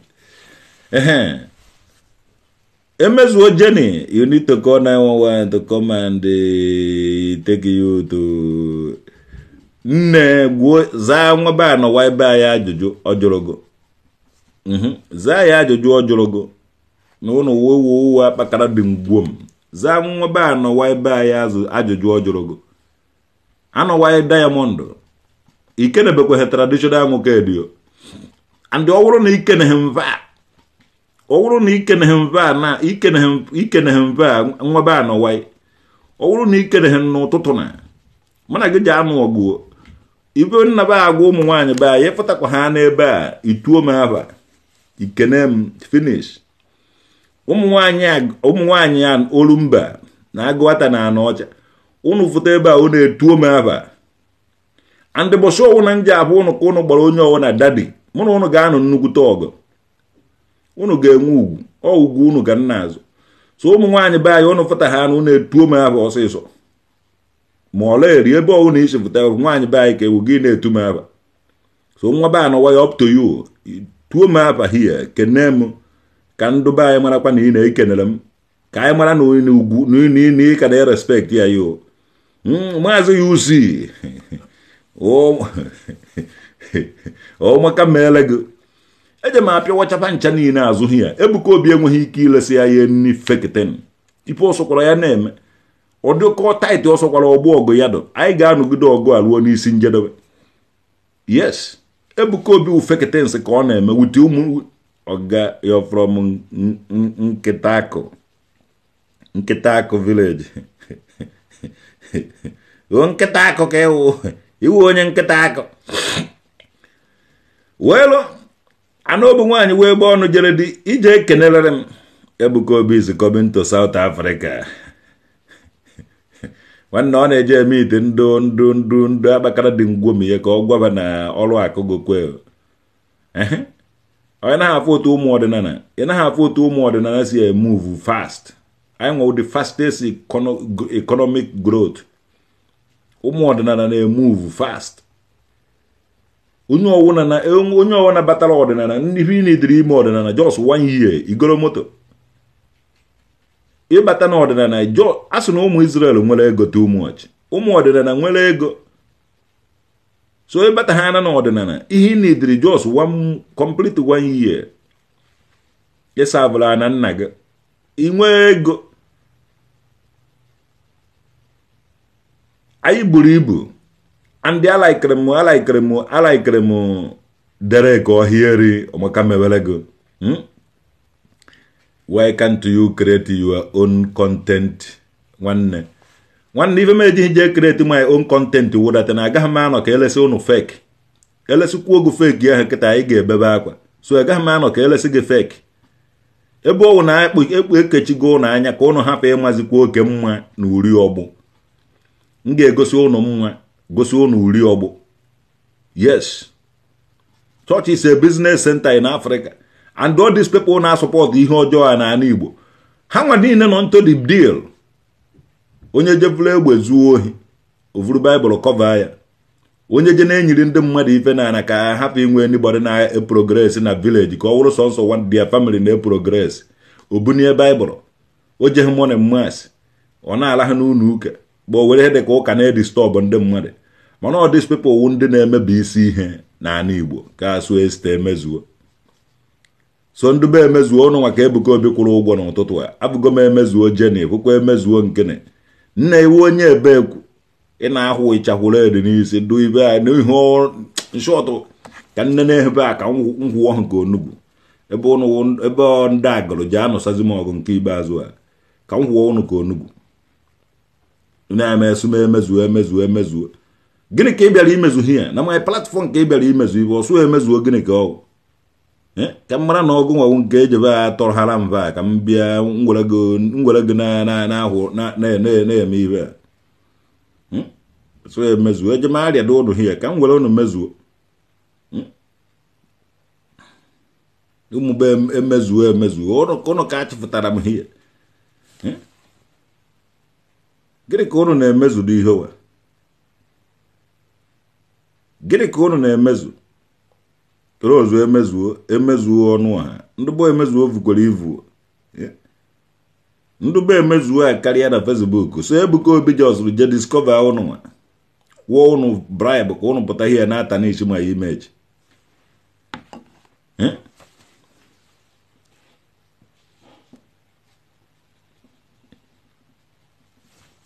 Ifeanyị Obijiakụ igbara je gbeje na Zion ndị amachasịghị ibe ike Zion ndụ Zion Ebuka Obi will come and deliver you.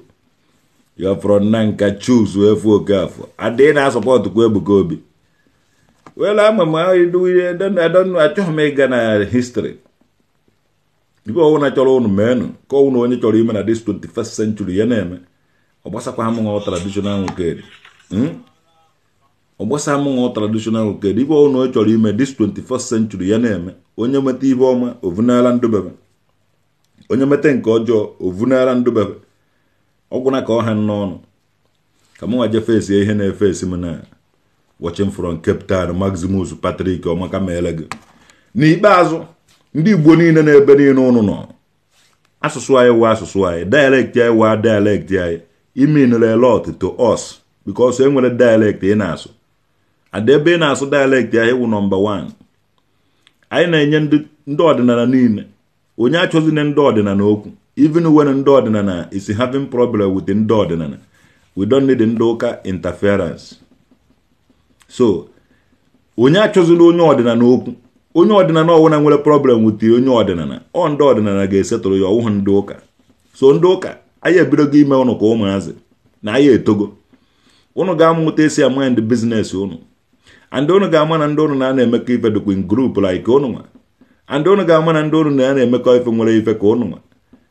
ụnụ mma anyị aka ntị anyị ga-amụ afọ ụnụ agba and onye ọwụna zuzuru ezuzu oluzu obe ya because ụnụ chọrọ ije enigwe tọnda ga-agbawa ụnụ niile ụnụ ga-ahapụ anyị jewara enigwe anyị nwewere incarnated ones yes anyị nwewere incarnated ones and ifele ga-eme ụnụ because ị bịara village ụnụ efu na anyị buru ibu you don't need to look us for anywhere we are everywhere yes ndị ya dị ebe ibi your neighbor ga-awụrịrị eze nwaanyị ma ọ dibịa ụsọgụ je ebiri anywhere ị ga-ebiriri wit ndị ọdịnala di ya and ọ na-eme ife ya ọ na-ewe gị iwe ụjọ ga na-atụ ụnụ n'orie na afọ na nkwọ na eke ụnụ enweghị ike ịṅụọ mmiri tọgbọ iko because ụnụ ga na-afụ those things ụnụ alaike ndị ọdịnala nga sakreti ndị ọdịnala n'ebe niile ụwa sọtụrụ ebe ọwụ na ofu onye ụka nọ ị ga-afụ onye ọdịnala ebe ahụ and before you know it ndị ọdịnala achụpụgo na dị ụnọ and now m ga-agwa gị na-asọ m ga-agwafa we own the land Ikechukwu ke n'ụzọ akụ bụ ilo aka ji ụfọ ngene mgbe ọjịta na be anyị nwe the land ebe ọwụ na ofu onye omenala bi ịchọ ka ịchụfu onye ụka ebe ahụ mee ka onye omenala na-abịa visit gị ebe ahụ ọ bịawo dres ya ka traditional nwoke dị ma ọ na-abịawo mee ofu ife onye ụka ahụ ji anụ ọnụ ya 2 times ọ gbafuru ụnọ anyị ewere dị ụnọ m ga-eme gị ife ndị left wing obodo a mere ndị ụka obodo a anyị ga-ehe este emezu ka anyị nenezie ha ịsụrụ agụwa wee ste emezu ha na m eche ka idekwa ihe again Ebuka Obi mata were ịbụghị ibe ụrụ na-akọ emezo na ewu nwaanyị ikwucha bụ okwu nwa gị nwụọ na ibebe akwa ịgba na ụmụ nwaanyị ka ebe akwa nwa ya nwụrụ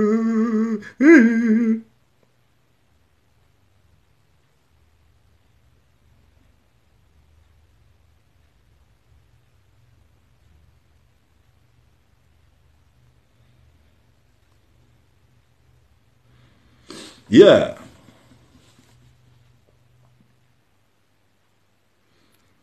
Enebe mana ono bi ono eburu ụzọ wepụta ihe ji egbu ụmụ ụnụ ka ịma nọ ibo eji atụrụ mmadụ ka eji atụrụ ya iche na enwere amount of fake miracle ụnụ ga-eme ga-echeji ihe ndị nna nna anyị dobere ịbịa nnọọ ịtụọrọ mmadụ na ige ọnwụnwa ha anaghachizie na famili gị gbuo mmadụ ebe ahụ ibebe akwa ị nidi ha ibe akwa mgbe ọnwụ na iwishiri mmadụ ọnwụ mmadụ ya nwụọ na be ụnụ ị nidi ha ibe akwa ọgụ ma gburu onye ahụ m ga-akụziri ụnụ ihe ife ọsọkwala Ebuka Obi ya na-echeji ibe ndị nna nna anyị kwuru ọwashi nke ahụ ndị nna nna anyị kwuru Uchenna ga-eme so nọọ uchebe ka anyị nọ ka o mee hoi nna nwaanyị nke na-ewukwa ịshọta ewu bọbọ agbara ha kata god gịnị nwaanyị dazugodoro adazu Chineke ọbịa nwaanyị be anyị ejeghị m ekwu ya ejeghị m akparị ya akparị ejeghị m eme ya mkparị nwaanyị be anyị o mere ndacha ọkwa n'ibe niile a ka m ji anụ ọgụ dịkatị ọmarịcha nwaanyị be anyị Ebuka Obi jere kpara dịkatị ọmarịcha nwaanyị kedu ibe adọghọ na nwaanyị na negodo ọmarịcha nwaanyị negodo nwaanyị dazuru adazu negodo nwaanyị dachara adacha negodo nwanne traditional nwoke even nke ahụ nke yiri m complete negodo ime m chai ha chọka ala ka ọrụ mụ na nwa na ọgụ nne enweghị m ike ịnụsa gị ọgụ ijego na nke Ebuka Obi sọzi ibe nje ebe ụna eme etikata Ebuka Obi nkụgide Ebuka Obi akụgbuo onye ụnụ anọtawakwa ne ụmụ nwaanyị be anyị n'ihi ya ibe ahụ nwanne m nwaanyị wee ibe a na-eyipụghị imi m ọbara ọ na-ehe asị ana m achọ ụmụnne m ka m kpọkọrọkwa bak onye ka ji akọ m ọnụ na nje Ebuka Obi ji egbu mgbukwede Ebuka Obi kpọkọrọ ọnụkwa dịkatị ọmarịcha nwaanyị hai Chineke nne onwere gị hai nwaanyị amaka nwaanyị dachagodoro adacha o jebe edezi kọmentị nwaanyị megodoro ndacha ndị ọ na-eme ngara chai o megidezi ibe agbabara na Zion nna iji afụtakwa na Zion nna ọmarịcha nwaanyị be anyị negodo ọmarịcha nwaanyị na-ekwesịrị omenala fitiri ya ọgbabara na Zion nne ejemekwe hai Enugu Ukwu oke onye Enugu Ukwu ọhụ onye agụrụ nke na onye Enugu Ukwu ndị bụ uche mefọba ndị bụ uche mefọ eje mve akọ ha ọnụ ịwụghọrị onye agụrụ iyikwuo m vụrụ ime m don't worry na na-agbaba na Zion ahụ o mere ibe ụrụ na-achọ mana ọdụghị ka ahụ ọmụnwa jie ọmụ jie so ọ gwụna ka ọha n'ọnụ heste na-adịghị anya moto sef ọ ndị na-anya moto ka ị na-achị ya ịdị ya program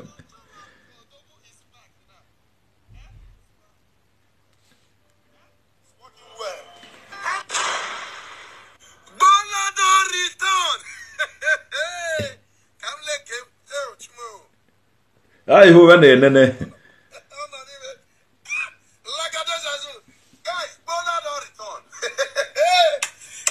testimony will shock the world. Those of you that are Thomas, I beg you will not be Thomas. Why don't say you get brain? Help me share this video. Navy nege. You will not know the value. Oske also do wo onye agụrụ. Ebugo na enu. O nwanne m nwaanyị ka ewu. Ada ududo nka. Ada haba ka ewu. So ebe a ọnụ ka Ebuka Obi na we bukọrọcha doicha n'ụlọ ụka ọ dazi ekwu okwu ọ dịka ọ na-eme miracle. N'ihi ibe ị na-ege adị ọgụ nwa share ihe ara platform ka ndị ibere iburu n'eziokwu ebe ba amana ga na anụ ọgụ jee were mmiri onene onwe gị inenecha onwe were picture nnenebe inenecha ka ịpụta gwa m the reason ị ga-eji anụ samọgụ because na nna agwa ha na ibe Ebuka Obi na-eme no fake ka ọwụ jede no onwe hi nene onwe na miro jos inene emu nwa na miro inene chama na miro gi jebe enwe ha ọnụ mana ga-eje ha anụ ọgọ nwaanyị be anyị ga-ewu to God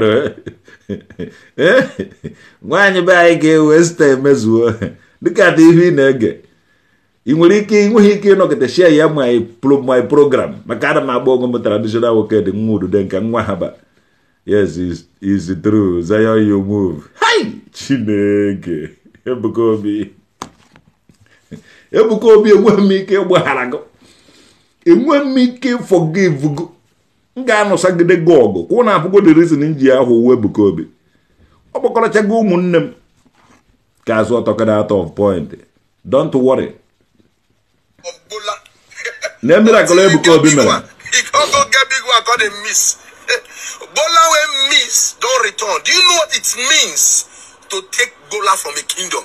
Guys, please, I want you to watch this video. Watch how God used Evangelist Ebuka Obi to run this testimony, to run this prophecy, to run this miracle. Let's watch it. So Dogu is back now. It's back. It's working well. It's working well. On 2023, in October, ending of the month 31st, Kamu no Onyebem na anata from Oro. I will go see na Sere. Normally, I na kusi dia. Osike ego eberi ye dia. We see okay, no problem. Here again, go see one lady. See from Azum. We have a them. We have brother. Biko. Kebo gava moto neje Ijisha. You see, I know where about kiss we cross that. Nachi Apazu. About Kija moto neje Ijisha. Ozemba. Nanda man say happy ever. You see, I'm but wherever he's where. So, what about the 10 minutes? Aboto one now. I won't be the shake. You see, no. Njebe can't you ever mind your because I don't marry you. You ever mind your mammy, where ever for Nasera, ever in the field. When what has ever mind your mammy, where my best I did, Obuno do go on here. Wait, where born your bem, where's your Biko, Yabi any Nasere, Nachiatazo, Nanso Budi, or Sinke Sobudi, Siana Chiata, and we were also wear a Chiata. Where's your Nanso Budi, the Yanji Brumwakan was, or Sin Nalai. I wear the Beba now Futoti, where born one motor, and I no, Sinke and me, I can't have a yard. I wear not the yard, I wear what is traffic oil, 1 million and me and I name it, and one Jim Ishi, or Simuno. Kaibia on Tuesday, I am. I will give me brother Ebuka. For I need a Kunigo. I will ever. I will not do the Zebon. I go to 5. Chileke, where Melum Ebere. Where's a brother? Ebere, where's in Aria, well on tomorrow. Both was him and I'm wedding. Or some working the Eba. Come. Good. Where is your wife? Let him wife. Oh yeah. Ka Ebuka Obi jiri cause a lot of family problem. Na go at Orumba na Nocha and na your village and my village. And my sisters look at otu ụmụnnem siri bịa na anụ sazimog. Otu a ka ọ dịkịta ma nke nne ji mụ na ya ofu nna. Ma ndị agbata obi m ma ụmụnne niile ma ndị ikwu nne m ma ndị ikwu nna m. Mandi kunna mandi kunna nva. Una capacity on against me. Oduze ka mo wo onye ojo. Mana even na azo ana ma aju agwa nke weziokwu. Look at Esther Emezuo. Onye awu my sister ko from Agro. Ume ho na nje sije Agro na. Anabata ma se nwa ebe ahụ. Because enye go ndị Agro Christian religious knowledge. So ha na-apụzi masị ekwensu awatara na nkụ. Ha nwere ike igbu m safe because of Ebuka Obi. Ị na-ene ụmụnne eweleba aka sugbuo their own blood nye ya. Na this thing sometimes ọ karịrị my brain to explain it. Sometimes all the too much. Sometimes I don't know, but one day shall be one day. Unu ga-ama nke wee eziokwu nne be anyị. Esther emezuo enweghị m ike ịnụsa gị ọgụ. Oh my sister. Even though ị na-ejegoro Zion. Ameghị m ka mkparị ya nwaanyị. Bye. Anyị anaghị akparị ụmụ nwaanyị bye, especially nke yiri m nwa. Nne mara mma and then one dị ewu nwaanyị bye. Onweghị ibe ọzọ mma nchume, onweghị ibe ọzọ m chọrọ ikwu. This one na shock godoro m. Ọ ga-ebupụtakwa nta another program. Mana ọwụhụ nkịta ọ nzuo ike because ọ ume ka eji afọ ọkụ. My sister, my sisters, my sisters, return one. I'm even na-agwa unu ihe a. Omeghị ebe Ebuka Obi ana onweghị amụ mmadụ, anaghị ewe amụ mmadụ. Onweghị onye nwere ike iwe amụ mmadụ. And onweghị onye nwere ike return amụ mmadụ. Ife Ebuka Obi na-emewo Nollywood acting. Ọwụ na Ebuka Obi nwere ibe ọ na-eme, ya kpọọ ibe aha afa. Ya kpọọ ibe aha afa. Ka anyị kpotere ya ife aha. Omeghị ibe onye a na-eme. Dike Charles, thank you very much. Ife ahụ ibe Ebuka Obi ji hasasị elota ọtụtụ ezinụlọ n'ala Igbo. N'ihi ụmụ nwanne m nwaanyị ma emezuo Jenny ma emezuo Esther. Nsogbu adịghị. Unu ga na-eme m ibe a na m anwụ na silent. And unu a na-enwe aṅụrị na unu na-unu lock unu destiny unu ka unu na-egbu na unu na-egbu ọ na-anwụ silent. Unu eje na nke Ebuka Obi n'ihi nwaanyị ụmụ nwaanyị na-abụba. Ofu Ebuka Obi asachakọrọ go unu isi. Mana unu nwa wee nation kwesịrị ịnọbe nwoke na-ebi udu nnukwute ibe je emecha fọm one village echi. Unu agboje na Zion. Ebuka Obi mana gị ja nugide ọgụ until gị release ụmụ nwanne nwaanyị ha anataba. Omeghị ibe ọzọ. The thing ọ karigo ihe a ụmụ nwanne m adum confused. Look at ụmụ nwanne m nwaanyị. Ije anọsahụ ọgụ. Ndị onye nke ije anọsado ọgụ hafụ ibe. Ịnụsa emezuo nke na-enu n'ọgụ. Ịnụsakwa Esther ibe ahụ ụmụnne na-abụ. Before you know it, ụmụnne na-anọ ọgụ ihe ahụ family war. And ejeghị m anụ destiny ihe ahụ family mụ na Esther laha. Ọ nwanne nwaanyị ka ọ wochiri ihe nji ọma ha shiele m ede ma mere m ofu ibe ma mere nye ofu ibe ma ọ dị other one. Ibe ahụ ụmụnne nke ọwụ ndị nwaanyị. Onye aka ọdụ ma ọnọdụ adọna nke ọnọdụ ugo ma ụmụ nwanne m nwaanyị niile nọ at war with me. Each time m jere ịnụsa ndụ pastors ọgụ. Megidego njuo onwe ma anyị ejeghị take nwoke ala of ụmụ nwaanyị be anyị ha ji agbaja n'ụlọ ụka. Gịnị ka ha na-edere? You must surrender to mighty God of Zion. So why hụ na akpọkọrọchago ụmụnne m ndị nwaanyị jebe akpụ egbe njije agbajashi Ebuka Obi ụvụrụ. Eketa apịa egbe njije gbajashi ya ụvụrụ. It is Agro ladies. They sent to be fighting you to God who made me and you.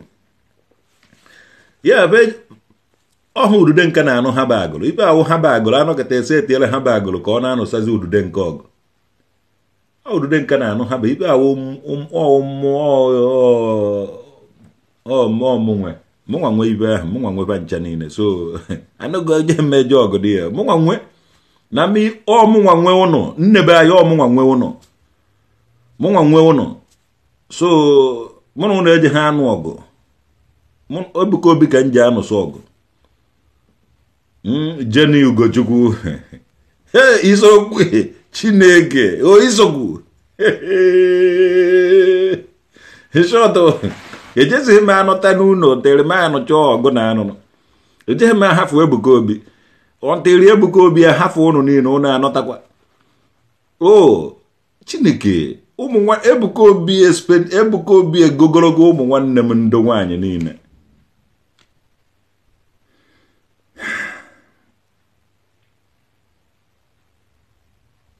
Chai my fans gịnị ka eji eme ihe na ụmụ nwanne m nwaanyị ejugo ihe. Ndị ibe a na-ayọ m hafụ Ebuka Obi, hafụ Ebuka Obi, hafụ Ebuka Obi, hafụ Ebuka Obi.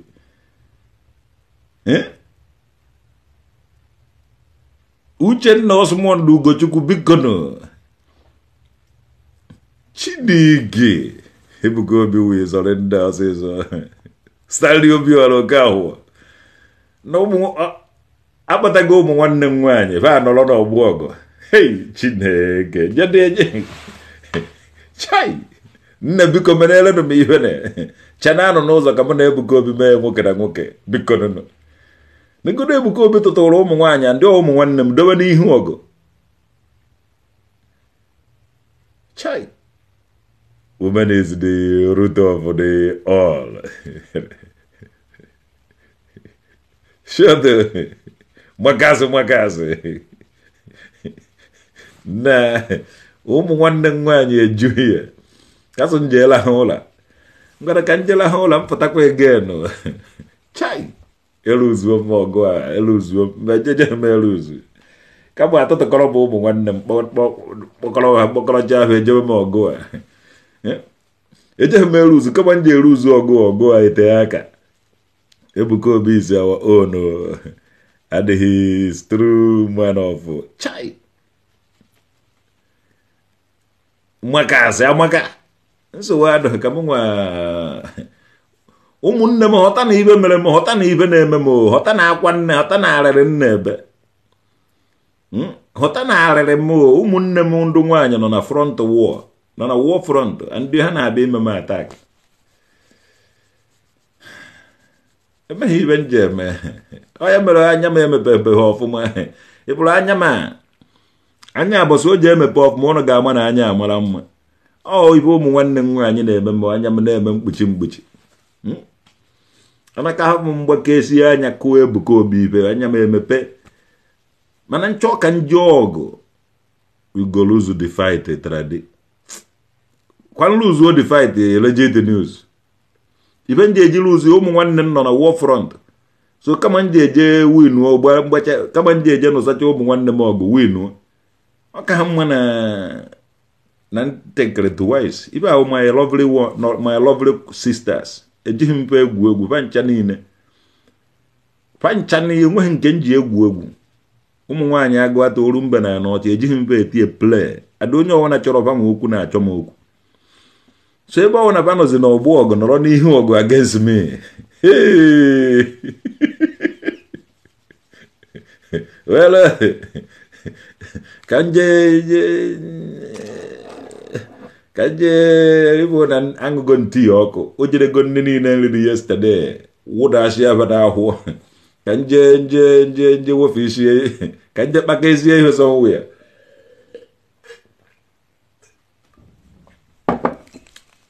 Well, ụmụ nwaanyị be ya love them too much.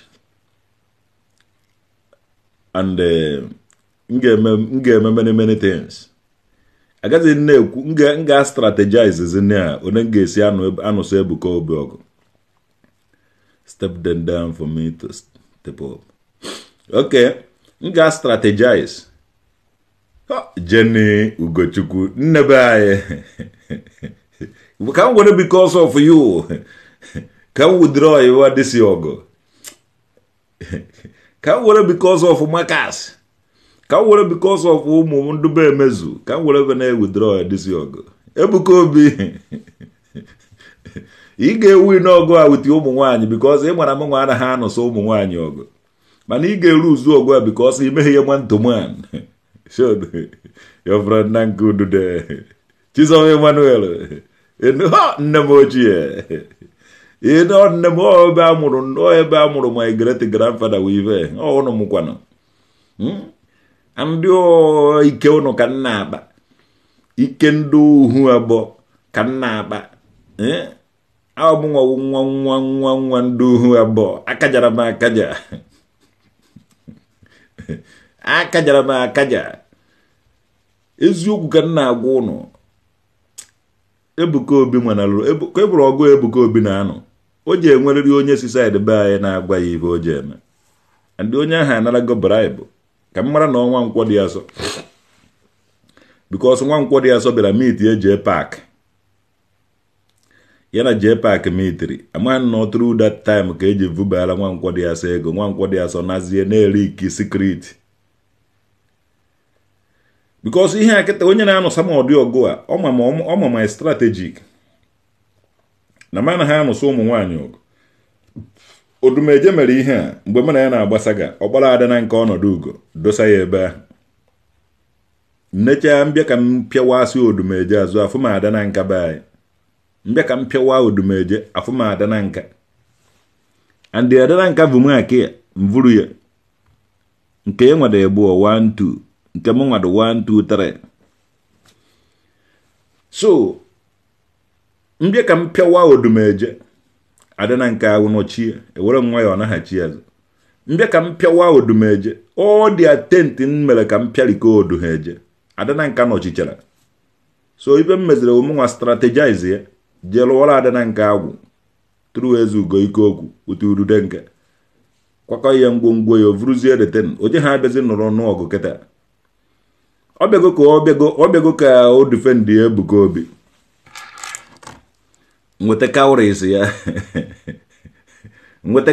ya nwa gakọcha ya one nsigo ka ya dọọ ya ife ndọrọ ya ọ na-achị ya so oje ha edifendị nwụzi Ebuka Obi maka alụgoro ya agwụ ọ dazi eme ihe eze nwaanyị so now Ebuka Obi ejego go ụmụnne m nọzi on the war front and ome ibe nje eme o ji win ọ ka nje nụsọ ụmụ nwaanyị be anyị ọgụ mbara nọ negodo ọmarịcha nwoke egbukọ nwaanyị mụrụ so ụmụ nwaanyị amara mma na-eproduce ọmarịcha nwoke dị ụmụ ọmarịcha nwa ya ka iji eje nụsọ ọgụ no and I love Romono too much, even though no na Zion. Ebo no soro no no. Oh no would be of that land. Oh no mulaima. I see nenuda. I have kone honana. Oh no vula na for me tenani were moai. So can je chiche onengesi ajoso. I don't know Ebuka Obi dana mmiri. Ona coachala kuputa ya from ono. Yes, with the code. I become my even where. Oje ha anu nyogo amanto man. Oje na akpokọta ụmụ nwaanyị. Oje na recruit ụmụ nwaanyị. And they mana traditional nwoke dị ọkụ ha na nwaanyị oje ha ọgụ akwụsị.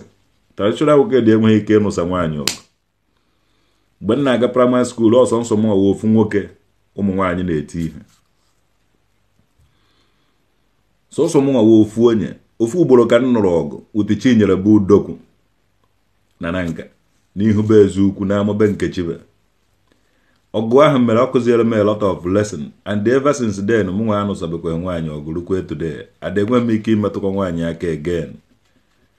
So Ebuka Obi chọtawo na iwe nwaanyị mee nwanto nwaanyị hapụrụ m ụmụ nwanne m ndụ nwaanyị my fans ọmaka meela ụnọ